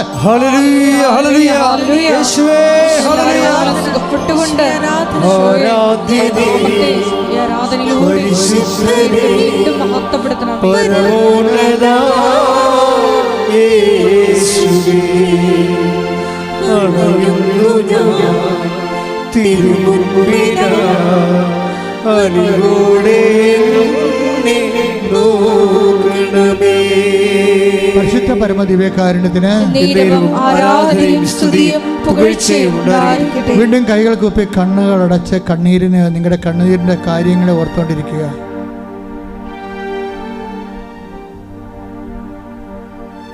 കർത്തൃ സന്നിധിയിൽ നിൽക്കുന്ന ഓർക്കുക. കാനായിലെ കല്യാണ കുടുംബത്തിൽ നിന്നതുപോലെ കർത്താവിൻ്റെ കൂടെ പരിശുദ്ധ അമ്മ നിങ്ങൾക്ക് വേണ്ടി മാധ്യസ്ഥം വഹിക്കുന്ന വലിയ സ്വർഗീയ മഹനീയ സമയമാണെന്ന് ഓർക്കുക. കർത്താവെ നിന്റെ വിശുദ്ധ പൗരോഹിത്യത്തെ മഹത്വപ്പെടുത്തണമേ. കർത്താവെ സഭയിലുള്ള സാന്നിധ്യം പ്രകടമാക്കണമേ. കർത്താവെ ആത്മാവിൻ്റെ ശരീരത്തിൻ്റെ വൈദ്യ, കർത്താവ് വൈദ്യനും വൈദ്യവുമായ യേശുക്രിസ്തുവേ, വൈദ്യശാസ്ത്രജ്ഞരെ സൂചിക്കും മരുന്നിനും കടന്നിലവാത്ത മനുഷ്യമനസ്സിൻ്റെ ഗാഥനങ്ങളിലെ മുറിവേറ്റ ചിന്തകളിൽ വേദനിപ്പിക്കുന്ന ഓർമ്മകളിലേക്ക് ആധിയിലേക്ക് ഭീതിയിലേക്ക് കർത്താവ് കടന്നു ചെല്ലുന്നു പ്രാർത്ഥിക്കുന്ന എല്ലാ ഭയങ്ങളും ഭീതികളും ഉത്കണ്ഠകളും നിരാശകളും അതിൻ്റെ ആദ്യ കാരണങ്ങൾ യേശുക്രിസ്തു നാമത്തിൽ മാറിപ്പോകട്ടെ.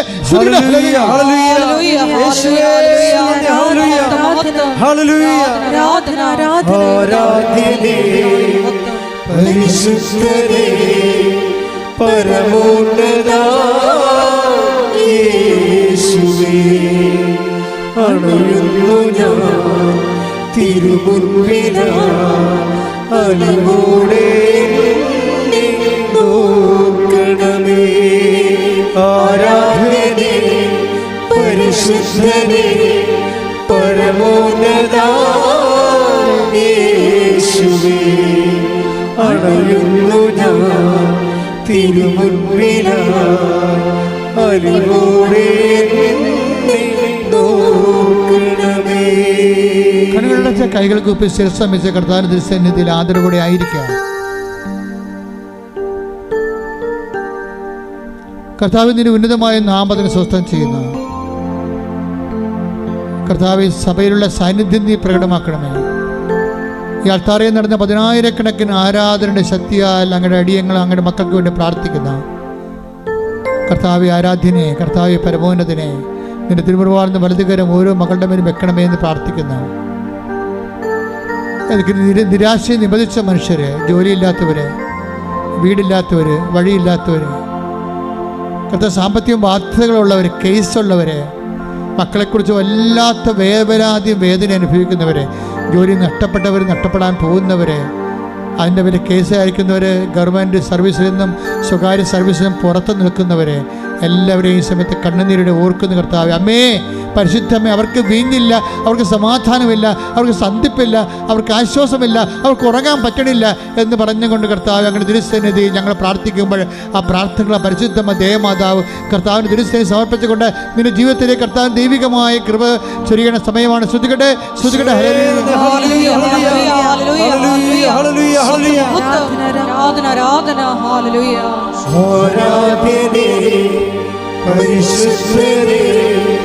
പരമോന്നത യേശുവേ, അണയുന്നു ഞാൻ തിരുമുൻപിലായി, അലിവോടെ നോക്കണമേ. പരിശുദ്ധ പരമദിവ്യകാരുണ്യത്തിന് ആരാധനയും സ്തുതിയും പുകഴ്ചയും ഉണ്ടായിരിക്കട്ടെ. മക്കളെ കുറിച്ച് കൈകള് കുപ്പി കണ്ണുകൾ അടച്ച് ശിരസ് നമിച്ച് സ്വന്തം കുടുംബത്തിലെ കണ്ണുനീര് ഓർത്തുകൊണ്ട് മാതാവിൻ്റെ കൈകളിൽ പിടിച്ചുകൊണ്ട് ഈശോയ്ക്ക് അത് ഏൽപ്പിക്കുന്ന വലിയ സമയമാണ്. അമ്മേ, പരിശുദ്ധമ്മേ, ദേവമാതാവേ, അനേക ആയിരങ്ങൾ ഇവിടെയും ഓൺലൈനിലും പ്രാർത്ഥിക്കുന്ന, ഇന്നുവരെ അമ്മ ചെയ്തിട്ടുള്ള എല്ലാ ഉപകാരങ്ങൾക്കും നന്ദി പറയുന്ന, ഓരോ ദിവസവും നൂറുകണക്കിന് മക്കൾ സാക്ഷ്യം പറയുന്ന, ഓർത്ത് സ്വസ്ത്രം ചെയ്യുന്ന, നിങ്ങൾക്കറിയാൻ നടന്നിട്ടുള്ള 10,000-കണക്കിന് ആരാധനകൾ അമ്മയുടെ പ്രത്യക്ഷഗണത്തിൻ്റെ യോഗ്യതയാൽ അവരുടെ മക്കൾക്ക് അവകാശമാക്കാൻ, ഓഹരിയാക്കാൻ അങ്ങനെ അടിയൻ അഭിഷിക്ത കണ്ണീരോടെ പ്രാർത്ഥിക്കുന്ന കർത്താവെ, സ്വർഗം തുറക്കണമേ, സ്വർഗം തുറക്കണമേ കർത്താവേ, സ്വർഗം തുറക്കണമേ. അങ്ങയുടെ വിശുദ്ധമായ വലതുകരം അവരുടെ മക്കളിലേക്ക് നീട്ടണമേ. കർത്താവിൻ്റെ കരുണ നിങ്ങൾ ചൊരിയട്ടെ. സാമ്പത്തിക ബാധ്യതകൾ, ശാരീരികമായ രോഗങ്ങൾ, ആശുപത്രിയിൽ കിടക്കുന്നവർ, കേസിൽ അകപ്പെട്ടിരിക്കുന്നവർ, ഭവനരഹിതർ, വിവാഹം ഒത്തുവരാത്തവർ, മക്കളില്ലാത്തവർ, മക്കളെക്കുറിച്ച് വേദന അനുഭവിക്കുന്നവർ, മക്കളുടെ ദൗർഭാഗ്യകരമായ സ്വഭാവങ്ങൾ മൂലം വേദന അനുഭവിക്കുന്നവർ, വിവാഹത്തിൽ ജീവിത പങ്കാളി കിട്ടാത്തവർ, ഇങ്ങനെ വ്യത്യസ്തങ്ങളായ വേദനകൾ അനുഭവിക്കുന്ന എല്ലാവരെയും സമർപ്പിച്ച് പ്രാർത്ഥിക്കുന്ന കർത്താവ്. വിശ്വാസം കുറഞ്ഞവരെ, പ്രാർത്ഥന കുറഞ്ഞ ഭവനങ്ങൾ, വിവാഹ ദമ്പതികൾ, പരസ്പരം മാനസികമായിട്ട് അകന്നു പോകുന്നവർ, കേസ് അകപ്പെട്ടിരിക്കുന്നവർ, അതുപോലെ വിവാഹ മോചനത്തിന് വക്കിലേക്ക് പോകുന്നവരെല്ലാവരെയും സമർപ്പിച്ചുകൊണ്ട് പ്രാർത്ഥിക്കുന്ന, ജപ്തി നടപടി നേരിടുന്നവർ, കർത്താവ് ഓരോരോ വിഷയങ്ങളിലെ ഓരോരോ വേദന, കാർഷിക തകർച്ചയുള്ളവർ, മത്സ്യബന്ധന മേഖലകളിലെ വേദന അനുഭവിക്കുന്നവർ, കർത്താവ് സാമ്പത്തിക ബാധ്യതയുള്ളവർ, തങ്ങളുടെ തൊഴിൽ ചെയ്യാൻ നിവൃത്തിയില്ലാത്ത കൊണ്ട് നാടുവിടാൻ ആഗ്രഹിക്കുന്നവർ, എന്നിട്ടും അതിനുള്ള മാർഗം കിട്ടുക വരാത്തവർ, ഇങ്ങനെ ഓരോരോ തരത്തിലെ ജീവിത പങ്കാളികളുമായിട്ട് പ്രയാസങ്ങൾ അകന്ന് ജീവിക്കുന്നവരെ എല്ലാവരും സമർപ്പിച്ചുകൊണ്ട് പ്രാർത്ഥിക്കുകയാണ്. ദൈവത്തിൻ്റെ കരുണ ചൊരിയണമെന്ന് പ്രാർത്ഥിക്കുന്നു. കർത്താവിൻ്റെ കരുണ ചൊരി പ്രാർത്ഥിക്കുക. അടിപ്പിണർ പോലെ വൈദാഖാലമായ ദൈവികമായ ശക്തി നിങ്ങളിലേക്ക് കർത്താവിൻ്റെ നാമത്തിൽ ഇറങ്ങി വസിക്കട്ടെ. കർത്താവെ, മാരക രോഗങ്ങൾ, തീരാവേദികൾ, ജീവിത ദുരിതങ്ങൾ, ജീവിത ഭാരങ്ങൾ യേശു ക്രിസ്തുവിന്റെ നാമത്തിൽ മാറിപ്പോകട്ടെ. ശ്രുതികട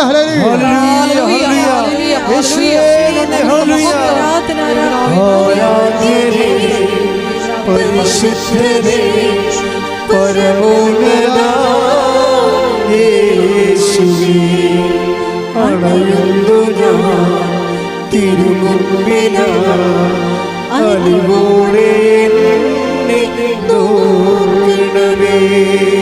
ആരാധ്യനേ, പരിശുദ്ധനേ, പരമോന്നതാ യേശുവേ, അണയുന്നു ഞാൻ തിരുമുൻപിനായി, അലിവോടെ എന്നെ നോക്കണമേ. എല്ലാവരും മുട്ടേ നിൽക്കുക. സമാപന ആശീർവാദം. ഒരിക്കൽ കൂടി മരിയനുടമ്പടിയിൽ സമർപ്പിച്ചിരിക്കുന്ന എല്ലാ വിഷയങ്ങളും കൃപാസനത്തിൽ പ്രത്യക്ഷയായ ദേവമാതാവിൻ്റെ മധ്യസ്ഥയിൽ ദിവ്യകാരുണ്യ സന്നിധിയിൽ സമർപ്പിച്ച് ഒരു നിമിഷം നമുക്ക് മൗനമായിട്ട് പ്രാർത്ഥിക്കാം. ഹെബ്രായർ 6:1 തിരുവചനമനുസരിച്ച് ദൈവവചനത്തിൻ്റെ പ്രഥമ പാഠങ്ങൾ പിന്നിട്ട് പക്വതയിലേക്ക് വളരുവാൻ ഈ ആരാധനയിലൂടെ ഞങ്ങളെ പ്രത്യേകമായി അഭിഷേകം ചെയ്യണമേ എന്ന് ഒരു നിമിഷം നമുക്ക് മൗനമായിട്ട് പ്രാർത്ഥിക്കാം. ഈശോയെ, നിർജീവ പ്രവൃത്തികളിൽ നിന്ന് വ്യതിചലിച്ച് ഈശോയെ സജീവ സാക്ഷികളായി പിതാവിലേക്ക് നീ ആരോഹണം ചെയ്തതുകൊണ്ട്, സഹായകനെ ഞങ്ങൾ വാഗ്ദാനം ചെയ്തതുകൊണ്ട് വലിയ കാര്യങ്ങൾ ഉടമ്പടി വഴി ചെയ്യുവാൻ, നിവർത്തിയാക്കുവാൻ, പൂർത്തീകരിക്കുവാൻ ഈ ആരാധനയിലൂടെ ഞങ്ങളെ അഭിഷേകം ചെയ്യണമേ എന്ന് പ്രാർത്ഥിച്ചുകൊണ്ട് ശിരസ്സ് നമിച്ച് നമുക്ക് ദിവ്യകാരുണ്യനാഥൻ്റെ ആശീർവാദം സ്വീകരിക്കാം.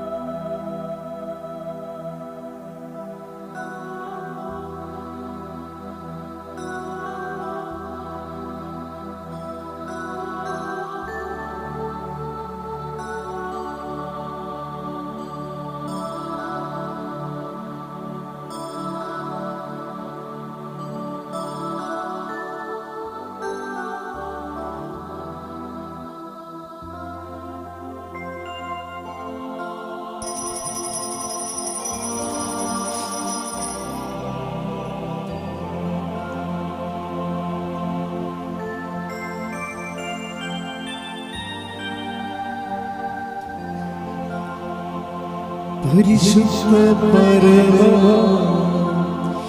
ദിവ്യകാരുണ്യമേ എന്നുമെന്നും അങ്ങേക്കാരാധന.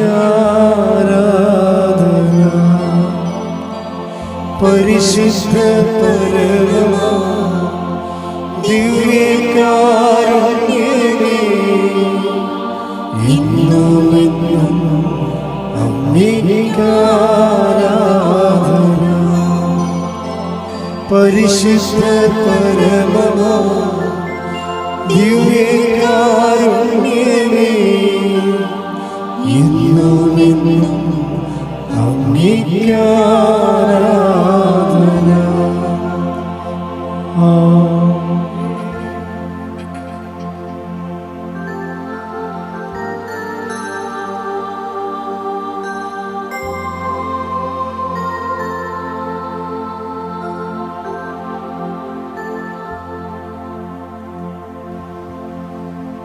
ആമേൻ.